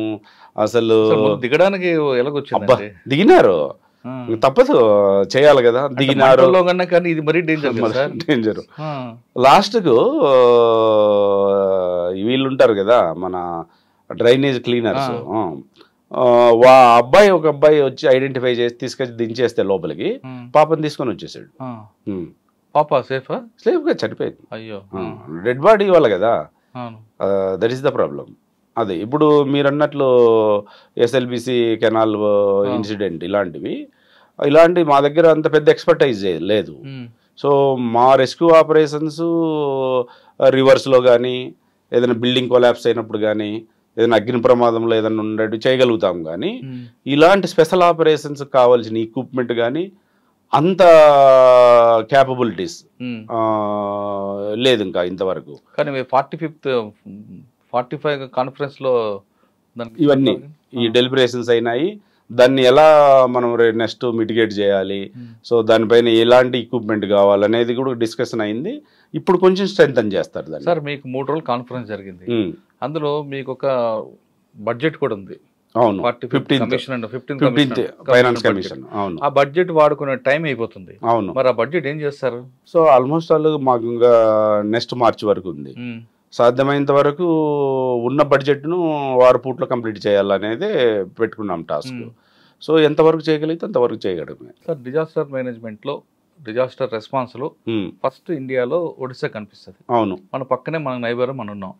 దానికి కాంపిటీషన్ కాకపోయినా కొంచెం మన అంత స్ట్రెంగ్త్ అవ్వాలంటే ఏం చేయాలి? ఎందుకంటే మనకు కూడా సీషోర్ ఎక్కువ. సో ఒడిశా సూపర్ సైక్లోన్ అప్పుడు వీఆర్ ది హీరోస్. మనమే ఆంధ్రప్రదేశ్ నుంచి వెళ్ళి ఫస్ట్ వెళ్ళారు, చెట్లు కట్ చేసి విశాఖపట్నం నుంచి వెళ్ళిపోయి చాలా చేసాం ఒరిస్సా సూపర్ సైక్లోన్. మనకు మళ్ళీ తిత్లీ వచ్చే టయానికి they are the super heroes. ఎందుకంటే వాళ్ళకి లేదు కదా ఆ 10 years గ్యాప్లో వాళ్ళు ఒరిస్సా సూపర్ సైక్లోన్ రావడం వల్ల state government as well as central government, even world bank చాలా ఫండింగ్ చేసింది. వాళ్ళకి ఏంటంటే డిజాస్టర్ రెస్పాన్స్ పైన ట్రైనింగ్స్ అయితేనేమి, కెపాసిటీ బిల్డింగ్ అయితేనేమి, ఇన్ఫ్రాస్ట్రక్చర్ అయితేనేమి, షెల్టర్స్ అయితేనేమి బాగా డెవలప్ చేశారు. దానివల్ల వాళ్ళు ఈరోజు అహెడ్ ఉన్నారు. సో వాళ్ళ స్టేట్ గవర్నమెంట్ 300 crores ఇచ్చింది. So that is the scenario మోడర్నైజేషన్కు. వాళ్ళకి 346 ఫైర్ స్టేషన్స్ ఉన్నాయి. Whereas in Andhra Pradesh 190 fire stations. అంటే మనకి బడ్జెట్ పెరిగి ఇస్తే మనం కూడా ఎందుకు చేయలేము? వాళ్ళు ఎందుకంటే గవర్నమెంట్ ఐడెంటిఫై చేసింది, they are the first responders. Train collision అయింది, 2 ట్రైన్లు కొల్యూజన్ అయినప్పుడు ఒడిస్సా ఫైర్ ఫోర్స్ పీపుల్ తొందరగా రియాక్ట్ అయినారు. సో మనం కూడా విజయనగరం, మన కొత్తపేట దగ్గర విజయనగరంలో అయింది. విజయనగరంలో వెళ్ళినప్పుడు ఫస్ట్ రెస్పాండర్స్ ఫైర్ సర్వీసే 16 మందిని సేవ్ చేశారు మా వాళ్ళు. సో అలా ఏంటంటే ఎక్విప్మెంట్ ఇచ్చి కెపాసిటీ బిల్డింగ్ చేయగలిగితే మనకు క్యాపబిలిటీస్ ఉన్నాయి. ఎప్పుడో స్పెషలైజ్డ్ ఫోర్స్ ఎన్డీఆర్ఎఫ్ ఎస్డీఆర్ఎఫ్ ఎక్కడో ఉన్న వాళ్ళు వచ్చే టయానికి లోకల్గా ఉన్న మా స్టాఫ్ను స్ట్రెంథన్ చేసి ఫైర్ స్టేషన్ స్ట్రెంథన్ చేయగలిగితే మేము వాళ్ళకంటే బ్యూటిఫుల్గా చేయడానికి ట్రైన్డ్. ఇప్పుడు ఒడిశా వాళ్ళ హెడ్ ఆఫ్ ది డిపార్ట్మెంట్ ఆయన అదే చెప్పాడు. సో మేము అందరికంటే హెడ్ ఉన్నాము ఈ రోజు, ఎందుకంటే మేము కెపాసిటీ బిల్డింగ్ చేసుకున్నాము. ఇన్ఫ్రాస్ట్రక్చర్ అట్లుంది, మా దగ్గర ఏది ట్యాకిల్ చేయాలన్నా వాళ్ళ దగ్గర ఇన్ఫ్రాస్ట్రక్చర్ ఉంది. అది చేయగలిగితే మనం కూడా ఏం తక్కువ కాదు. ఓకే సార్, జిహెచ్ఎంసీ తర్వాత దెన్ బైపర్కేషన్లో ఆంధ్రప్రదేశ్కి వెళ్ళిపోయాను యాజ్ అడిషనల్ డైరెక్టర్గా. అక్కడ డైరెక్టర్ ప్రమోషన్ వచ్చేసి అక్కడ కంటిన్యూ అవుతుంది. ఓకే సార్, మన స్టేట్ విడిపోయిన తర్వాత అప్పటి వరకు మనకి ఒట్టినాగిలిపల్లిలో ట్రైనింగ్ సెంటర్ ఉంది. అవును, ఆంధ్రప్రదేశ్లో ట్రైనింగ్ సెంటర్ లేదు. కానీ అక్కడ సత్తెనపల్లిలో ట్రైనింగ్ సెంటర్ పెట్టాలని అప్పుడు డీజీపీ సాంబశివరావు గారితో మీరు చేసిన వర్క్ చెప్పండి. ఆ టైంలో మీకు ఎదుర్కొన్న హడులు చాలా ఉన్నాయి. అవును, అవన్నీ ఒకసారి రివీల్ చేయండి. సో సత్యనారాయణ గారు ఉన్నప్పుడు, సో సార్ ఆల్రెడీ డీజీపీగా ఆయన వెళ్ళిపోయారు సాంబశివరావు. సత్యనారాయణ సార్ వచ్చారు. వచ్చినప్పుడు మాది ఇన్ సర్వీస్ ట్రైనింగ్ ఏంటంటే కొన్ని ప్రీ రిక్విజిట్ ట్రైనింగ్స్. ఇంక్రిమెంటల్ కావాలంటే ఖచ్చితంగా ట్రైన్ కావాలి, ప్రమోషన్ కావాలంటే ట్రైనింగ్ కావాలి. ఆ స్టేజ్లో మేము ఇక్కడ బాగా ఉన్న ఒట్టినాగులపల్లి ట్రైనింగ్ సెంటర్ను వదిలేసి వెళ్ళడం జరిగింది. తట్టబుట్ట సర్దుకొని అక్కడ పోయిన తర్వాత ఫెసిలిటీ ట్రైనింగ్ గ్రౌండ్ ఏమి లేదు. సో అలాంటి సిచ్యువేషన్లో బెటాలియన్కి వెళ్ళి 6th బెటాలియన్కి వెళ్ళి 2nd బెటాలియన్కి వెళ్ళి వాళ్ళని రిక్వెస్ట్ చేసి వాళ్ళు లేదంటారు, అకామిడేషన్ లేదంటారు, బ్రతిమలాడుకొని 2-3 బ్యాచ్లు చేశాము. చేసిన తర్వాత నాకు ఎవ్రీ టైం రిక్వెస్ట్ చేయడము, వాళ్ళు ఏదో ఒకటి మళ్ళీ చెప్పడము, దాన్ని నేనేమనుకున్నానంటే ఇది రీజన్ కాదు, మనం ఏదో ఒకటి సెల్ఫ్ సస్టైన్ కావాలి అన్న తర్వాత Satyanarayana sir you go ahead అన్నాడు. యూ గో అహెడ్, నువ్వు ఏం చేయగలుగుతావు వచ్చాయి. నాకు అప్పుడున్న గవర్నమెంట్ అప్పుడు ఇమీడియట్గా ల్యాండ్ ఇచ్చే పొజిషన్ లేదు. సో ఉన్న ల్యాండ్లోనే ఏదో ఒకటి టెంపరీ ట్రైనింగ్ సెంటర్ డెవలప్ చేయాలా, మనం ఎందుకు చేసుకోకూడదు, మనకేం క్యాపబిలిటీ లేదా థింక్ చేసిన తర్వాత ఐటీసీ వాళ్ళను రిక్వెస్ట్ చేశాను, మన గుంటూరు వాళ్ళు. లేదు మేము సిఎస్ఆర్ కింద సపోర్ట్ చేస్తాం సార్ అది ఇదంటే ఇమ్మీడియట్గా స్టార్ట్ చేసేసి అలా కొంత సిమెంట్ ఇండస్ట్రీ పీపుల్ను, కొంత ఈ టైల్స్ ఇలాంటి ఇండస్ట్రీ వాళ్ళ దగ్గరికి వెళ్ళి రిక్వెస్ట్ చేసుకొని మన డైర్ పొజిషన్ ఎక్స్ప్లెయిన్ చేసి చేయగలిగితే అది ఇప్పుడు బ్యూటిఫుల్ ట్రైనింగ్ సెంటర్ అయింది. టెంపరీ నేచర్లో ఉన్నా కానీ మీరు చూడండి ఒకసారి, చాలా మంచి ఎన్విరాన్మెంట్ ఉంది, చాలా గ్రీనరీ కానీ. సో ఇప్పుడు దగ్గర నా దగ్గర 1200 మంది ట్రైన్ అయి ఉన్నారు. ఇన్ సర్వీస్ కానీ స్టేక్ హోల్డర్స్ కానీ. సార్ ఇప్పుడు ట్రైనింగ్ సెంటర్లో మీరు అన్నట్లుగా ట్రైనింగ్ తీసి ఒక ప్రమోషన్ కావాలన్నా ఇంక్రిమెంట్ కావాలన్నా ట్రైనింగ్ ఉండాలి. ఈ రెండు కాకుండా రెగ్యులర్గా మీరు ట్రైనింగ్ రమ్మంటారండి ఎందుకండి? రెగ్యులర్గానా అంటే రెఫ్రెషర్ ట్రైనింగ్స్ అంటే వేరియస్ కోర్సెస్ పైన రెఫ్రెషర్ ట్రైనింగ్స్ కంటిన్యూ అవుతుంటాయి. తర్వాత stake holders industry security people కానీ వాళ్ళకి ఇస్తున్నాం 3 days ట్రైనింగ్ కోర్సెస్, 6 days ఉన్నాయి, 1 day ఉంది. దానివల్ల రెవెన్యూ జనరేట్ అవుతుంది డిపార్ట్మెంట్కు. సో అలా రెవెన్యూ జనరేట్ అయిన దాంతోనే ట్రైనింగ్. ఒక వ్యక్తికి ఎంత తీసుకుంటారు ట్రైనింగ్? 1 day అయితే 1000 rupees అంటే ఇంక్లూడింగ్ ఫుడ్, 3 days అయితే 3000 ఎంత తీసుకుంటారు. ఆ డబ్బులు డిపార్ట్మెంట్ అది కాన్సెప్షనలైజ్ చేసిన తర్వాత మా ట్రైనింగ్ సెంటర్ ఒక్క రోజు ఖాళీ లేదు, శుభ్రంగా రన్ అవుతుంది. లేదంటే గవర్నమెంట్ పైన డిపెండ్ అయిపోయి బడ్జెట్ వచ్చి కరెంటు బిల్లు కట్టుకోలేక అక్కడ ఏమి శాంక్షన్ లేదు, మ్యాన్ పవర్ శాంక్షన్ లేదు. సో స్వీపర్స్ని ఎంగేజ్ చేసుకొని దాన్ని క్లీన్ చేసుకొని ఆ డిపార్ట్మెంట్ మీరు పెట్టిన ట్రైనింగ్ సెంటర్కి నో లాస్ నో మనీ బిల్కుల్ హ్యాపీగా పని నడుస్తూ ఉంది. సెల్ఫ్ సస్టైన్డ్ ప్రాజెక్ట్ అది. అదే అదే సో అంటే ఒక వ్యక్తి తలుచుకుంటే ఏం చేయొచ్చు అంటే నాకు రిసోర్సెస్ లేవని నేను నిద్రపోతూ ఉంటే నేను ఎలా లీడర్ని అవుతాను? అవును, బీయింగ్ ఏ లీడర్గా ఆప్షన్ ఎక్స్ప్లోర్ చేయాలి. సో ఆ విధంగా చేయగలిగాము. ఈరోజు మా పర్సనల్ చాలా కంఫర్టబుల్గా ఉన్నాం. మేము ఇప్పుడు వాళ్ళు incremental 3-4 years before training complete చేసేస్తున్నాం. ఒకప్పుడు డ్యూ డేట్ కంప్లీట్ కాక ఇయర్స్ టుగెదర్ వెయిట్ చేయాల్సి వచ్చేది వాళ్ళకి ఇంక్రిమెంట్ ఇవ్వడానికి. ఎందుకంటే వాళ్ళు ట్రైనింగ్ ఇవ్వడానికి ట్రైనింగ్ ఫెసిలిటీ లేదు. 4 నెలలు 6 నెలలు 1 year ఆగాల్సి వచ్చేది. ఇప్పుడు లేదు, 3 years బిఫోర్ చేసేస్తున్నాం. సో దానివల్ల our people are very happy. Okay sir, మీరు డిపార్ట్మెంట్కి వచ్చినప్పుడు వాటర్ టెండర్స్ చూసారు. అవును. ఇప్పుడు దాని స్టేజ్ మారిపోయింది. అవును. 15 meters multi stores building 36 floors వస్తున్నాయి. ఇప్పుడు ఏ స్టేజ్ వరకు వచ్చింది హజార్డ్స్ అండి? సో ఇప్పుడు మా దగ్గర 90 meters హైట్, 90 ఒక హైడ్రాలిక్ ప్లాట్ఫామ్ కొన్నాం. మాకు దీంట్లో డిజాస్టర్ రికవరీ దాని కింద వరల్డ్ బ్యాంక్ ఫండ్లో కొన్నాం. అది 90 meters హైట్ వరకు fire fighting and rescue operation చేయొచ్చు. అది ఆల్మోస్ట్ 30 floor బిల్డింగ్ వరకు. విజయవాడలో ఉందండి ఇప్పుడు? విజయవాడలో ఉంది. సో ఫ్యూచర్లో విశాఖపట్నం ఒకటి ఉంది. తర్వాత ఇప్పుడు విశాఖపట్నంలోనే పెద్దది పెట్టాము, ఎందుకంటే అక్కడ ఐరే స్ట్రక్చర్స్ ఉన్నాయి. సో ఇక్కడ మాకు 55 meters ఉంది విజయవాడలో. తిరుపతిలో ఒకటి ఉంది. 3 ఉన్నాయి. సో ఇంకా ఫ్యూచర్లో ఏమి రావచ్చండి? ఇంకా ఫ్యూచర్లో అంతవరకు స్టాప్ చేయాలనుకుంటున్నాము. కాదండి, ఫ్యూచర్లో వచ్చే ఛాలెంజెస్ ఏముంటాయి? ఫ్యూచర్లో ఛాలెంజెస్ ఏంటంటే ఇప్పుడు ఈ కెమికల్ ఇండస్ట్రీస్ ఎక్కువ ఉన్నాయి, ఫార్మా ఇండస్ట్రీస్ ఎక్కువ వస్తున్నాయి. సో ఆ ఫైర్ యాక్సిడెంట్స్ ఎక్కువ అవుతున్నాయి. మీకు ఈ మధ్యకాలంలో విశాఖపట్నంలో 4-5 ఫైర్లు అయినాయి. సో ఈ హాస్పిటల్ ఫైర్స్ కానీ ఇవి ఛాలెంజెస్ ఎక్కువ అవుతున్నాయి. ఎందుకంటే కోవిడ్ జరిగిన తర్వాత హాస్పిటల్స్ ఇంటేక్ ఎక్కువైపోయింది. దానివల్ల వాళ్ళ ఇన్ఫ్రాస్ట్రక్చర్ ఇంప్రూవ్ కాలేదు. అడిషనల్ బర్డన్ పడడం వల్ల ఓవర్లోడింగ్ కావడం కానీ, పూర్ ఎలక్ట్రికల్ వైరింగ్, దీనివల్ల ఆక్సిజన్ ఎన్రిచ్ అట్మాస్ఫియర్ ఉండడము, దీనివల్ల ఫైర్స్ ఎక్కువ అవుతున్నాయి.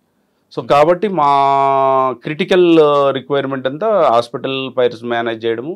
తర్వాత మనకు ఆంధ్రప్రదేశ్కి వచ్చి 325 కోల్డ్ స్టోరేజెస్ ఉన్నాయి. దానిలో ఫ్రీక్వెంట్గా ఫైర్స్ అవుతుంటాయి. కమర్షియల్ ఎస్టాబ్లిష్మెంట్లు అవుతున్నాయి. కమర్షియల్ ఎస్టాబ్లిష్మెంట్లో ఏంటంటే స్టాక్ ఇండిస్క్రిమినేట్గా డంప్ చేసేసి ఉండడం వల్ల ఫైర్లు ఎక్కువ అవుతున్నాయి. సో ఈ ఛాలెంజెస్ ఇప్పుడు పెరిగిపోయినాయి. ఒకప్పుడు మనము గడ్డి వాములు గుడిసెలు చేసేవాళ్ళము. ఇప్పుడు సిటీ మధ్యలో ఉన్న ఐరే స్ట్రక్చర్స్, గోడౌన్స్, వీటిని ట్యాకిల్ చేయాల్సి వస్తుంది. సో ఒక సిటీలో ఒక ఇష్యూ జరిగింది అనుకోండి, ఫైర్ ఫైట్, అక్కడ వెళ్ళడానికి ట్రాఫిక్ ఇబ్బంది ఉంటుంది, మీ ఫైర్ ఇంజిన్ వెళ్ళడానికి కూడా ఇబ్బంది ఉంటుంది. 2-wheeler ఏమైనా పెట్టారా? మొబైల్ అయితే 2-wheeler ఫైర్ ఫైటింగ్ ఉంది, 2-wheeler ఉన్నాయి, ఇమీడియట్ గా వెళ్ళి 2-wheeler ఉంది, 4-wheeler లో కూడా స్మాల్ వెహికల్స్ ఉన్నాయి వెళ్ళడానికి ఉంది. కానీ ఎనీ హ్యావ్ ట్రాఫిక్ అయితే 2-wheeler వెళ్ళాలన్నా 4-wheeler వెళ్ళాలన్నా అదే ప్రాబ్లం ఉంది. అది ఇది కాకుండా డ్రోన్ ద్వారా కూడా చేయొచ్చు కదా? డ్రోన్ ద్వారా ఎక్స్పెరిమెంటల్ గా చూసాం కానీ not that much of effectiveness. ఎందుకంటే అది క్యారింగ్ పేలోడ్ కెపాసిటీ చాలా తక్కువ ఉంటుంది. దానివల్ల ఫైర్ అంటే టెంపరీ కూడా అవుతుంటారు? కాదు, అది ఇనిషియల్ స్టేజ్లో ఉంటే అవుతుంది. కానీ ఇనిషియల్ స్టేజ్లో ఉన్నదాన్ని డ్రోన్ మనం ఎంగేజ్ చేసి అక్కడికి వెళ్ళి ఫైర్ ఫైటింగ్ ఆపరేషన్ చేసినగా జరిగిపోయి ఫైర్ ఏంటంటే 4 minutes is the crucial time. Within 4 to 5 minutes లోగా రెస్పాండ్ అయినా మనకు దాన్ని సర్ప్రైజ్ చేయాలి. అంటే గోల్డెన్ మినిట్స్ 4 to 5 minutes అంతే. బియాండ్ దట్ దాని ఇంటెన్సిటీ పెరుగుతుంటుంది. ఇంకంతే. అది ఇట్ డిపెండ్స్ అపాన్ మెటీరియల్, మీరు వాడిండే ఇంట్లో మెటీరియల్. సో ఇదైతే కొంత టైం పడుతుంది, కార్పెట్ అయితే తొందరగా అవుతుంది. ఇప్పుడు వితిన్ నో టైం మనం జరిగి నోటీస్ చేసేలోగా మీరు బయటికి ఎస్కేప్ అయ్యేలోగా స్ప్రెడ్ అయిపోతుంది. అవునా? బాలాజీ అపార్ట్మెంట్లో విశాఖపట్నం అమ్మాయి టీవీ చూస్తూ ఉంది. సో ఎలక్ట్రికల్ పాయింట్స్ ఉంటాయి కదా, దాని పక్కనే కర్టన్ ఉంటుంది, ఒక బుక్ ర్యాక్ ఉంటుంది. సో స్పార్క్ డెవలప్ అవుతుంది. ఎందుకంటే ఆ టెండెన్సీ విశాఖపట్నంలో ఎక్కువ ఉంటుంది, కరోజన్ ఉంటుంది కదా, హ్యూమిడిటీ పర్సెంటేజ్ ఎక్కువ ఉండడం కదా. సో దానివల్ల అది స్పార్క్ డెవలప్ అవుతుంది. అమ్మాయి చూస్తుంది, నోటీస్ చేస్తుంది, కర్టన్ అంటుకుంది. కర్టన్ అంటుకున్న తర్వాత అమ్మాయి సింపుల్గా బకెట్ వాటర్ తీసుకొచ్చో లేదా మగ్గుతో వాటర్ స్ప్రే చేసినా ఆరిపోయేది. ఆ అమ్మాయి భయపడిపోయి వాళ్ళ ఫాదర్కు వాళ్ళ మదర్ వాళ్ళు బయటికి వెళ్ళిపోయారు. అమ్మాయి ఒకటే ఉంది. ఇంటర్మీడియట్ 10th చదువుతుంది.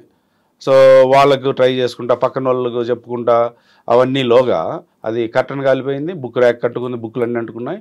ఆల్మోస్ట్ వాళ్ళు కార్పెట్, ఇంటీరియర్ డిజైన్ బాగా చేశారు. మొత్తం వితిన్ 10 minutesలో మొత్తం డ్రెస్సింగ్ రూమ్ అంతా కాలిపోయింది. దాని ఇంటెన్సిటీ పెరిగిపోయి పక్క ఫ్లాట్కి కూడా స్ప్రెడ్ అయిపోయింది. ది మూమెంట్ మేము వెళ్ళేలో 6th floor అది మేము యాక్సెస్ చేసుకొని వెళ్ళేలోగా ఆ ఫ్లాట్ కాలిపోయి పక్క ఫ్లాట్కి వచ్చేస్తుంది. సో మేము అమ్మాయి సేపు, అమ్మాయి అంతా వాళ్ళు కిందికి దిగిపోయారు. సో అంటే నేను అనేది సింపుల్ ఇన్సిడెంట్. మీరు ఎస్కేప్ కావడానికి కానీ పైరును కంట్రోల్ కావడానికి ఎలా ఉంటుంది అని అడిగినారు కాబట్టి మేము చెప్తున్నాను. సో అమ్మాయి వితిన్ మినిట్స్లోకి రియాక్ట్ అయిందంటే ఆ పైరును అవాయిడ్ చేసి ఉండొచ్చు. సో అంత తొందరగా ఎలా కాలుతుందని మీరు అనడానికి ఈ మెటీరియల్ అలాంటిది. సో దాని ఇంటెన్సిటీ పెరుగుతూ పోతుంది. ఇది హైలీ కంబస్టబుల్ మెటీరియల్. సో విశాఖపట్నంలో కూడా ఒక అపార్ట్మెంట్లో మొన్న అయింది. ఆ అబ్బాయి అంతే నోటీస్ చేస్తున్నట్లుగానే మొత్తం తగలబడిపోయింది. ఇటువంటి మెటీరియల్ ఉంది దీంట్లో. స్ప్లింకర్ పెడితే బెటర్ అంటారా, లేదంటే ఏం పెడితే బెటర్? యాక్చువల్గా ఇప్పుడు దీనికి ఫైర్ రిటార్డెంట్ వస్తుంది. ఎప్పుడు ప్యాసివ్ ఫైర్ ప్రొటెక్షన్ మెజర్స్ తీసుకుంటే బెటర్ ఎప్పుడే కానీ. యాక్టివ్ కంటే దాంట్లో వాటర్ ఉండొచ్చు, స్ప్రింక్లర్ లేదా పౌడరు ఇన్ టైంలో అప్లై చేయలేకపోవచ్చు, ఏదైనా జరగచ్చు. ఇప్పుడు ఏంటంటే ఫైర్ రిటార్డెంట్ పెయింట్ వస్తుంది దీనికి, కంప్లీట్ పెయింట్ అప్లై చేయొచ్చు. క్లాత్ వస్తుంది ఫైర్ రిటార్డెంట్. మంట అది ఫైర్ అయినా కూడా స్ప్రెడ్ కాదు, కాలి అక్కడ పడిపోతుంది అంతే. సో అలాంటి మెటీరియల్ వచ్చేసినాయి, ఇవి కూడా వచ్చేసినాయి. అఫైజలరీ కానీ ఏ మెటీరియల్ అయినా వచ్చినాయి. ఇప్పుడు ఎలక్ట్రికల్ కేబుల్స్ అన్ని FRLS కేబుల్స్ అన్ని వచ్చినాయి. ఫైర్ రిటార్డెంట్ లో స్మోక్ డెన్సిటీ ఉన్న కేబుల్స్ వచ్చినాయి. సో ఇవి తీసుకోగలిగితే తర్వాత MCBలు కానీ సర్క్యూట్ బ్రేకర్స్ ఇవి చేయగలిగితే చాలా వరకు ఫైర్ను అవాయిడ్ చేయొచ్చు. That is the scenario. కానీ కొంతమంది ఫైర్ మిషన్స్ పెడతారండి అప్పటికప్పుడు అది కంట్రోల్ చేయడానికి. అవును, ఎక్స్టింగ్విషర్స్ పెట్టచ్చు అవి. ఎందుకంటే యాక్టివ్ ఫైర్ ప్రొటెక్షన్ కింద మనకు ఉంటే నోటీస్ చేసినప్పుడు ఆర్పుకోవడానికి ఉంటుంది కదా. సో దట్ ఈస్ చెప్పినట్లుగా ఇది పెట్టండి బెటర్ అంటారు. ఫస్ట్ ఇది ప్యాసివ్ ఫైర్ ప్రొటెక్టివ్ మెజర్స్ ఏదైతే తీసుకున్నాం అనుకో, మనకు సేఫ్ ఎంట్రెన్స్ కానీ ఎగ్జిట్ కానీ ఇవి ఫైర్ రిటార్డెంట్ మెటీరియల్ వాడడం కానీ ఇవి చేయగలిగినాం అనుకో, ఎలక్ట్రికల్ కేబుల్స్ మంచి వాడడం కానీ, ఓవర్లోడింగ్ తగ్గించడం కానీ. మనం ఒక ప్లగ్లో 4 పెడతాం మనం, ఒకటేమో ఛార్జర్ పెడతాం, ఒకటేమో కెమెరా పెడతాడు. సో ఇవన్నీ దానివల్ల ఓవర్లోడింగ్ అవుతుంది. వాడు 15 amps ఒక పిన్ను పెట్టుకోవడానికో 2 పిన్నులు పెట్టుకోవడానికి డిజైన్ చేసి ఉంటాడు. మనం 13 amps లోడ్ చేసేస్తాం. దానివల్ల ఏమవుతుందంటే ఇంటర్నల్ కేబుల్ లోడ్ ఎక్కువైపోయి హీట్ జనరేట్ అయిపోయి షార్ట్ సర్క్యూట్ కావడానికి అవకాశం. అది ఇప్పుడు మీకు తెలియదు. ఇప్పుడు మనం బాగా హ్యాపీగా ఏసీలో కూర్చున్నాము, మీరేమో ఇంటర్వ్యూ చేశారు, నేనేమో ఇంటర్వ్యూ అటెండ్ అయ్యాను, వెళ్ళిపోయి రాత్రికి ఎప్పుడు ఇంటికి పోయిన తర్వాత మీకు సార్ మీ స్టూడియోలో ఫైర్ అయిందని వస్తుంది.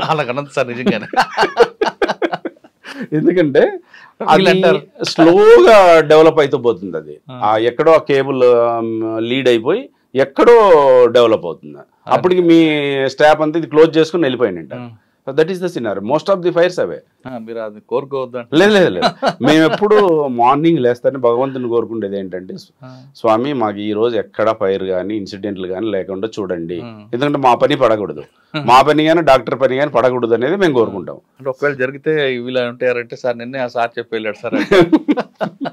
సో అది సాధారణంగా ఒక అపార్ట్మెంట్ లో ఫైర్ యాక్సిడెంట్ జరిగింది, షార్ట్ సర్క్యూట్ అవ్వచ్చు, మీరు ఇందాక చెప్పినట్లుగా ఏదో ఇంకొక నెగ్లిజెన్సీ. అవును, అందులో ఉన్నవారు లిఫ్ట్ లో రావాలా, బట్ స్టేర్ కేస్ రావాలా? లిఫ్ట్ వాడడానికి లేదు, ఎప్పుడు staircase is the safest. కొంతమంది సెల్లర్ లో టాప్ కి వెళ్ళిపోతారండి, టెర్రస్ పైకి వెళ్ళిపోతారు. టెర్రస్ పైకి వెళ్తే ఏంటంటే ఓపెన్ టు ఎయిర్కి వెళ్ళినప్పుడు ఆల్మోస్ట్ సర్వైవ్ కావడానికి ఎక్కువ ఉంటుంది, స్మోక్ నుంచి ఎస్కేప్ కావడానికి. ఇప్పుడు ఫైర్ కంటే స్మోక్ ఈజ్ వెరీ డేంజరస్. అది ఎందుకంటే ఆ హాటెడ్ స్మోక్ ఇన్హేల్ చేసినామంటే మనకు లంగ్స్ పాడైపోతాయి. అంటే ఒకవేళ మీరు చెప్తున్న ఇంటీరియర్ డెకరేషన్ బాగుంది, ఫైర్ జరిగింది అనుకోండి, వెంటనే గ్లాస్ బ్రేక్ చేయాలా, లేదంటే మంటల నుంచి బయటపడడానికి చేయాలా? మీరు గ్లాస్ బ్రేక్ చేసుకొని ఇవన్నీ మీ లెవెల్లో అవుతుంది అనుకుంటే ఆర్పడానికి ప్రయత్నం చేయాలి. లేదు అంటే ఇమ్మీడియట్ గా గెట్ అవుట్, అంతే. ప్రాణాలు. గ్లాస్ బ్రేక్ చేస్తే ఎయిర్ వచ్చిన తర్వాత ఫైర్ కి ఇంకా పవర్ వస్తుంది కదా. అవును, ఆక్సిజన్ సప్లై అయిపోయి ఇంకా ఇంటెన్సిటీ పెరుగుతుంది. అంటే గ్లాస్ బ్రేక్ చేయకూడదు. గ్లాస్ ఎప్పుడు బ్రేక్ చేయాలా? పైర్ను మనం తొందరగా కంట్రోల్ చేయాలనుకున్నప్పుడు క్రాస్ వెంటిలేషన్, 2 పక్కల క్రాస్ వెంటిలేషన్ ఉన్నప్పుడు అయితే ఈజీగా బర్న్ అయిపోయి పైర్ పోతుంది పుట్ ఆఫ్ చేయడానికి. ఒక సైడ్ ఓపెన్ చేస్తే ఆక్సిజన్ సప్లై అయిపోయి ఇంకా అది ఇంటెన్సిటీ పెరుగుతుంది. సార్ ఫైర్ కాకముందే స్మోక్ ఉంది అనుకోండి, ఆ సఫికేషన్ రాకుండా విండో ఓపెన్ చేస్తే చేయొచ్చు, బెస్ట్ చేయొచ్చు. చేసి ఆ సీట్ ఆఫ్ ఫైర్ను డిటెక్ట్ చేసుకొని మీ దగ్గర ఉన్న ఏదైనా ఈవెన్ బ్లాంకెట్ తీసుకొచ్చి పడేసినా కానీ ఆడిపోవడానికి అవకాశం ఉంటుంది. ఆక్సిజన్ సప్లై అంటే ఆ ఫ్యూల్ను ఆక్సిజన్ సప్లై లేకుండా చూసుకోవాలి. ఓకే సార్, ఇంకా కొత్త అపార్ట్మెంట్లు మల్టీ స్టోర్ బిల్డింగ్స్ వస్తున్నాయి. 15 మీటర్లు దాటిన తర్వాత తీసుకోవాల్సిన నామ్స్ ఏంటి, 15 మీటర్ల లోపు అయితే తీసుకోవాల్సిన నామ్స్ ఏంటి? దానిపైన నేషనల్ బిల్డింగ్ కోడ్ క్లియర్గా స్పెసిఫై చేసింది. 15 మీటర్స్ బిలోకి ఒక స్కేల్ ఉంటుంది, 15 మీటర్స్ అండ్ అబోవ్ దానికి ఒక స్కేల్ ఉంటుంది. సో అలా కాకుండా ఇప్పుడు ఆల్టర్నేటివ్ కూడా చాలా వచ్చినాయి. ఈ గ్యాస్ సప్రెషన్ సిస్టమ్ అని, తర్వాత క్లీన్ ఏజెంట్లని చాలా ఇప్పుడు మార్కెట్లో అవైలబిలిటీ వచ్చినాయి. Modular type of extinguisher, aerosol అని ఇట్లాంటివి చాలా వచ్చినాయి. Only traditional fire safety systems పైకి పోలేకపోయినా కానీ వీటినన్నా తీసుకొని మనం ప్రికాషన్స్ తీసుకోవచ్చు. అదే సార్, మల్టీ స్టోర్ 30-40 ఫ్లోర్ కడుతుంటారండి. అవును. ఒకవేళ అక్కడైనా ఇన్సిడెంట్ జరిగింది అనుకోండి, నాన్ స్మోకింగ్ ఏరియా ఒకటి పెట్టి రెఫ్యూజ్ ఏరియా చేయొచ్చు. అలాగా రెఫ్యూజ్ ఏరియాలు ఆల్రెడీ కోడ్ ప్రకారం ఉన్నాయి కదా, కోడ్ ప్రకారం ఉన్నాయి. ఇప్పుడు ప్రజెంట్ మా డీజీ గారు బ్రీతింగ్ బాల్కనీ అని ప్రతిదానికి ప్రోయాక్టివ్గా డిజైన్ చేయమంటున్నాడు. అంటే అట్లీస్ట్ స్మోక్ ఏదైనా ఫైర్ అయినాడు వచ్చి బాల్కనీలో ఎలాగన్నా రాగలిగితే వాళ్ళు ఎస్కేప్ కావడానికి ఉంటుంది కదా అనేది కాన్సెప్ట్. సో అలాంటివి ఆల్మోస్ట్ ఆల్రెడీ కోడ్లో ఉన్నాయి, రిక్వైర్మెంట్స్ ఉన్నాయి, కానీ మనం ఫాలో కావడం లేదు. కానీ మీరు చెప్తున్న బ్రీతింగ్ బాల్కనీ పెడితే ఆయనకి ప్లింత్ ఏరియా తగ్గిపోతుంది లాస్ అని అంటుంటారు బిల్డర్. అవును, అది ఆ కాన్సెప్ట్ వాళ్ళలో ఉంది. అయితే దానికి ఎక్కడో చోట ఆర్కిటెక్ట్స్ కొంత ప్లాన్ చేసుకొని చేయగలదండి. నిన్న కూడా చాలా వరకు డెలిబరేషన్స్లో మెయిన్ అదే, అంటే ప్యాసివ్ ఫైర్ ప్రొటెక్షన్ పైన ఇలాంటి స్మోక్ మేనేజ్మెంట్ కానీ, ఈ ఎలక్ట్రికల్ సేఫ్టీ కానీ ఇవన్నీ తీసుకోగలిగితే చాలా వరకు ఫైర్లు కంట్రోల్ చేయొచ్చునని. ఇప్పుడు మనకు జరిగిన హాస్పిటల్ ఫైర్స్ కానీ అదర్ ఫైర్స్ తీసుకుంటే ఆల్మోస్ట్ వాళ్ళు ఎలక్ట్రికల్ ఆరిజనే ఉంటుంది. సో వీటిని కంట్రోల్ తర్వాత డెత్ సెకండ్ నోటీస్ అవుతున్నాయంటే స్మోక్ లాక్ కావడం వల్లనే, ఈజీగా స్మోక్ బయటికి వెళ్ళే అవకాశం లేక. సో ఎగ్జాస్ట్ సిస్టమ్ ఉందనుకో, ఒక డిటెక్టర్ ఉండి డిటెక్ట్ అయితే ఇమ్మీడియట్గా ఎగ్జాస్ట్ సిస్టమ్ ఓపెన్ అయిందనుకో అంత ఎండేంజర్ ఉండదు. సో ఇవన్నీ తీసుకోగలిగితే ఈజీగా ఉంటుంది అనేది ఇప్పుడు ప్రజెంట్ పర్ఫార్మెన్స్ బేస్డ్ డిజైన్లో థింక్ చేస్తున్నారు. ఓకే సార్, వాటర్ కాకుండా ఫోమ్ ద్వారా చేయొచ్చు కదా? డిఫరెంట్ అప్లికేషన్ ఉన్నాయి కానీ ఇట్ డిపెండ్స్ అపాన్ మెటీరియల్. ఇప్పుడు ఆయిల్ ఫైర్స్ కానీ గ్రీజ్ ఫైర్స్ ఇట్లాంటి వాటిపైన ఫోమ్ వాడుతుంటాము, వీటిపైన కూడా వాడచ్చు. అంటే అది కొంచెం కాస్ట్ ఎఫెక్టివ్ కాబట్టి పీపుల్ ఏంటంటే అంత ఎందుకు కొనాలి అనేది. మీరు ప్రొవైడ్ చేస్తారా? మేము చేయము, మా దగ్గర లిమిటెడ్ రిసోర్స్, అది వాటరే ఎక్కువ మేము వాడతాం. ఎందుకంటే ఒక ఫ్యాక్టరీలో ఇష్యూ జరిగింది అనుకో, వచ్చిన తర్వాత అక్కడ no loss and death sale లేవన్నప్పుడు ప్రాపర్టీ లాస్ కొంత ఉందనుకోండి, అవును, అది ఫ్రీ ఆఫ్ కాస్ట్ చేస్తారా లేదా వాళ్ళ దగ్గర డబ్బులు వసూలు చేస్తారా? లేదు, free of cost, free of cost. కానీ కొంతమంది ఇన్సూరెన్స్ కోసం గేమ్స్ ఆడుతుంటారు, అటువంటివన్నీ మీకు ఎదురుపడుతుంటాయా? ఉంటాయి, ఒకటి చెప్పండి.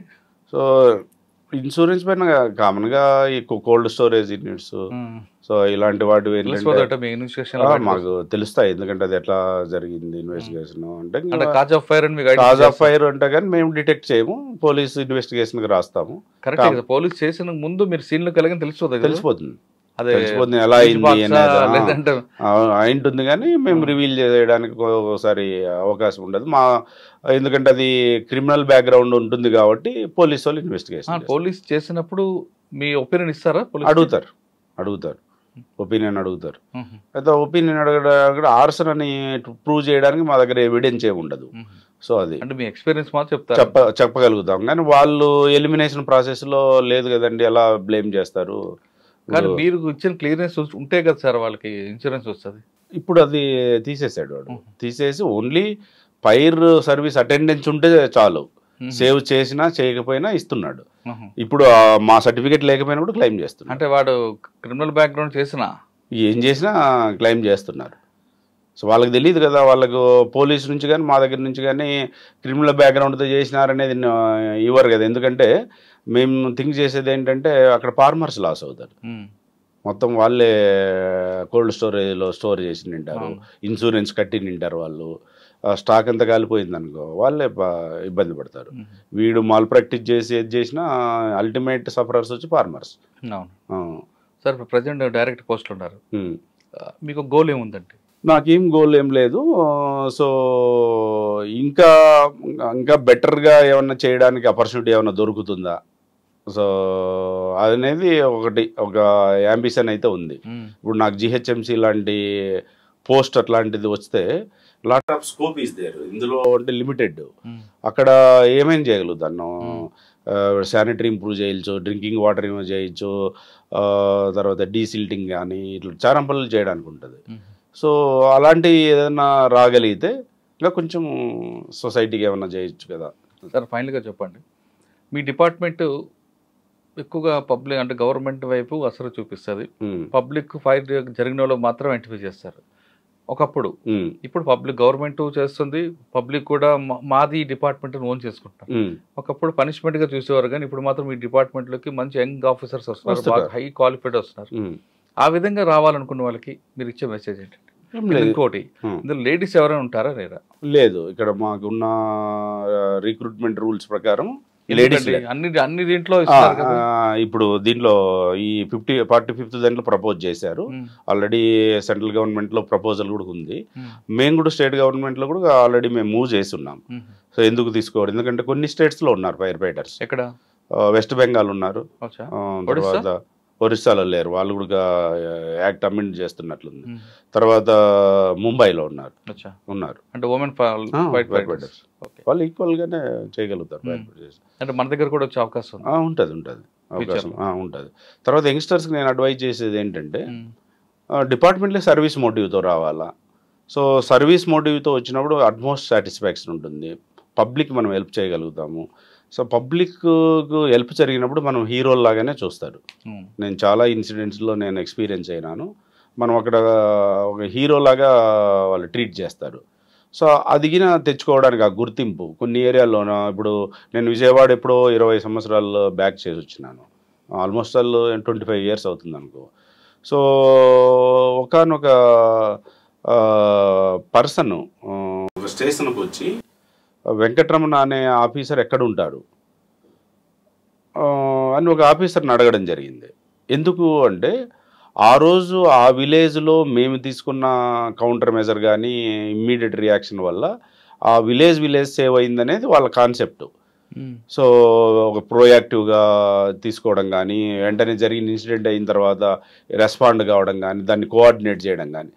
ఆ పర్టికులర్ క్యాండిడేట్ వచ్చి అడిగాడు అంటే మన పనితనం అనేది పబ్లిక్లో ఎక్కడో చోట ఉంటుంది. ఆ గుర్తింపు తెచ్చుకోమంటాను యంగ్స్టర్స్ను. మనం డిపార్ట్మెంట్ ఓనర్స్గా తీసుకొని ఆ లీడర్షిప్ క్వాలిటీతో నువ్వు వెళ్ళగలిగినావంటే నువ్వు ఎక్కడున్నా కానీ నీ ఆ పేరు, ఇప్పుడు మీరు పెద్ద జాలేరిపేట విశాఖపట్నంకి వెళ్ళండి, ఏదో ఒక కార్నర్లో ఒక పేరు చెప్పగలుగుతారు, ఎందుకంటే అంత అవేర్నెస్ ప్రోగ్రామ్స్ కండక్ట్ చేశాం. సో ఇలాంటివి ఎక్కడో చోట ఎగ్జిబిట్ అవుతాయి మనం మనసావాస కష్టపడి పనిచేస్తే. కానీ మీ వాళ్ళు కొంతమంది ఏమంటారంటే మేము కాకి యూనిఫామ్ వేస్తాం, పోలీసు వేస్తారు, కానీ పోలీసుకున్న రెస్పెక్ట్ మాకు ఉండదు. అది పబ్లిక్ వీళ్ళ కొంతమంది పర్సెప్షన్, కానీ నాకైతే ఎక్కడ గౌరవం అనేది ఎక్కడా లేదు. చాలా గౌరవంగా అసలు ఈవెన్ ఒక్కొక్కసారి ఆ ఈక్వలెంట్ పోస్ట్లో ఉన్న ఐజీకో డిఐజీకో అంత ఆనర్ ఉండదు, కానీ మమ్మల్ని పక్కన పెట్టుకొని వాళ్ళు గుర్తించడం ఉంటుంది. అంటే నువ్వు ఆ లెవెల్కి ఎదగాలి, క్యాపబిలిటీని పెంచుకోవాలి, నువ్వు ఒక సిన్సియర్గా హానెస్ట్గా ఉద్యోగం చేయాలి, పబ్లిక్ అందుబాటులో ఉండాలి, వాళ్ళు ఏమడిగినా చెప్పే పొజిషన్లో ఉండాలి, నాలెడ్జ్ ఇంప్రూవ్ చేసుకోవాలి. ఇవన్నీ ఉంటే డెఫినెట్గా మేమేం తక్కువేం కాదు.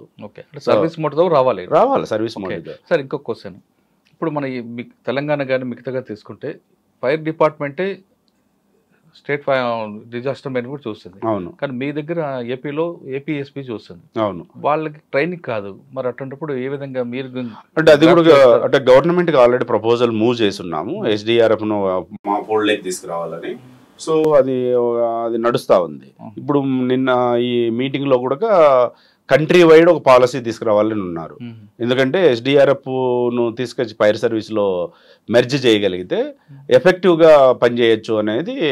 ఎందుకంటే వాళ్ళు డెప్యుటేషన్ పైన వచ్చి 4 సంవత్సరాలు 3 సంవత్సరాలు చేసి వెళ్ళిపోతుంటారు. ఇప్పుడు ఈవెన్ NDRFలో కూడా CISF నుంచి 3 సంవత్సరాలు 4 సంవత్సరాల పీరియడ్కి వస్తారు, చేస్తారు, వెళ్ళిపోతారు. ట్రైన్ అయినా కూడా ఆ 10 రోజులు చేసి వెళ్ళిపోతారు. మా దగ్గర వేరే ఇండక్షన్ నుంచి ట్రైనింగ్ నుంచి సచ్చేంత వరకు ఇందులోనే ఉంటాడు, లేదు రిటైర్డ్ అయ్యేంత వరకు ఇక్కడే ఉంటాడు.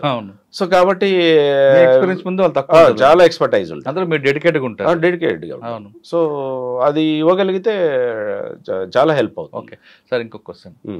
నేషనల్ వైడ్గా ఏ స్టేట్ తీసుకున్నా మీ డిపార్ట్మెంట్ నువ్వు చెప్పారు ఇండెక్స్ నుంచి ఎండర్ వరకు మీరే ఉంటారు.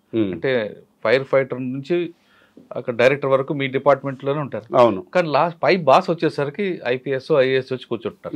నేను ఏపీ తెలంగాణ అన్ని ఉన్నాయి. అవును. వాళ్ళు వచ్చి ఒక 3 years 2 years 4 years ఉంటారు. వాళ్ళు వచ్చి మీకు అజమాషన్ చేయడం వల్ల అది కంఫర్టబుల్గా ఉందా? పాలసీ మ్యాటర్ తీసుకున్నప్పుడు పాలసీ మ్యాటర్స్ మీరు దగ్గర గ్రౌండ్ రిపోర్ట్ ఉంటుంది, గ్రౌండ్ లెవెల్ మీరు మాట్లాడతారు. అదే వాళ్ళు ఒక పర్సెప్షన్ లో వస్తారు కాబట్టి వాళ్ళ ఐడియా వేరేగా ఉంటుంది. ఆ క్లాష్ అని వస్తుంటది అంటారా? ఉంటుంది, డెఫినెట్గా ఉంటుంది. ఆ కాన్ఫ్లిక్ట్ అట్మాస్ఫియర్ ఉంటుంది. దాన్ని ఓవర్కమ్ కావడం, మనం కన్విన్స్ చేసి వాళ్ళను ఆ పోల్లోకి తీసుకురావాలి. ఎందుకంటే వాళ్ళు పోలీస్ లైన్లో నుంచి వస్తారు కాబట్టి ఈ డిజాస్టర్ అనే సబ్జెక్టు వాళ్ళకి అంత టచ్ ఉండదు కాబట్టి మేము టెక్నికల్ ఆఫీసర్గా కన్విన్స్ చేయడానికి ప్రయత్నం చేయాలి. మోస్ట్ ఆఫ్ ది HODs అంతా చాలా కన్విన్సింగ్ మేనర్లో ఉంటారు. వాళ్ళు కూడా డిపార్ట్మెంట్కు, ఎందుకంటే అసలు పాలసీ తీసుకోవచ్చు కదా, అసలు మీ గ్రౌండ్ మీ డిపార్ట్మెంట్ అని తీసుకొచ్చి డీజీ పెట్టచ్చు కదా. అంటే కొన్ని కోఆర్డినేషన్ ఇష్యూస్లో వాళ్ళు ఉంటే బెటర్ కదా. పోలీసింగ్ అంటే DGP గారు కానీ వేరే వాళ్ళతో ఎవరితో ఉన్నా అది ఏంటి వాళ్ళ వల్ల వచ్చే ఉపయోగం ఏంటి? మీరు పెడితే అంటే ఓన్లీ లైజనింగ్ కానీ కొంచెం ఎఫెక్టివ్గా చేయగలుగుతారనే ఉద్దేశంతో పెట్టారు. కానీ అసలు యాక్చువల్గా ఏపీ తెలంగాణ కదా, ఎక్కడైనా అంటే కొన్ని స్టేట్లలోనే ఉన్నారు. IAS ఆఫీసర్ కొన్ని స్టేట్లో IAS ఉన్నారు, కొన్ని స్టేట్లో IPSలు ఉన్నారు, కొన్ని స్టేట్లలో ఓన్లీ టెక్నికల్ ఆఫీసర్సే ఉన్నారు. సో టెక్నికల్ ఆఫీసర్స్ ఉన్న చోట కూడా చాలా బాగా చేస్తున్నారు. ఎందుకంటే వాళ్లకు ఆర్గనైజేషన్ ప్రాబ్లమ్స్ తెలిసి ఉంటాయి. వాళ్ళైతేనే డయాగ్నోసిస్ చేయగలుగుతారు, గవర్నమెంట్తో ఏమైనా ఫైట్ చేయగలిగి తెచ్చుకోగలుగుతారు. సో కాబట్టి అలానేం లేదు. అంటే IPSలు ఉంటే ఒక టైపు లేకపోతే ఒక టైప్ అనేం కాదు.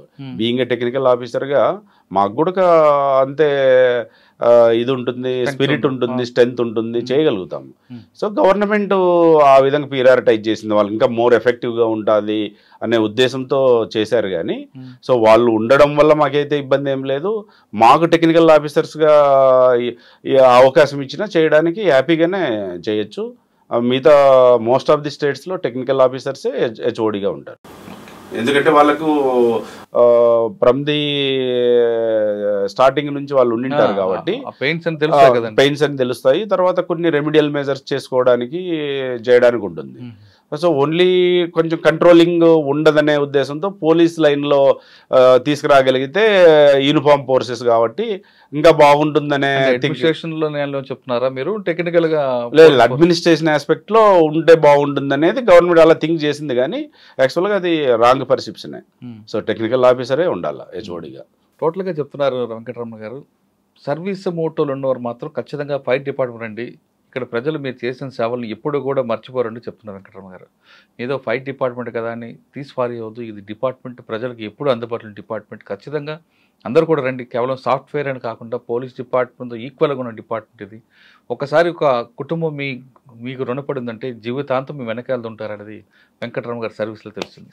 ఇది వెంకటరమణ గారితో ఎక్సలెంట్ అంటారు. వచ్చే వారం మరో గెస్ట్ మళ్ళీ కలుద్దాం. అంతవరకు నమస్తే. Thank you sir. Thank you very much.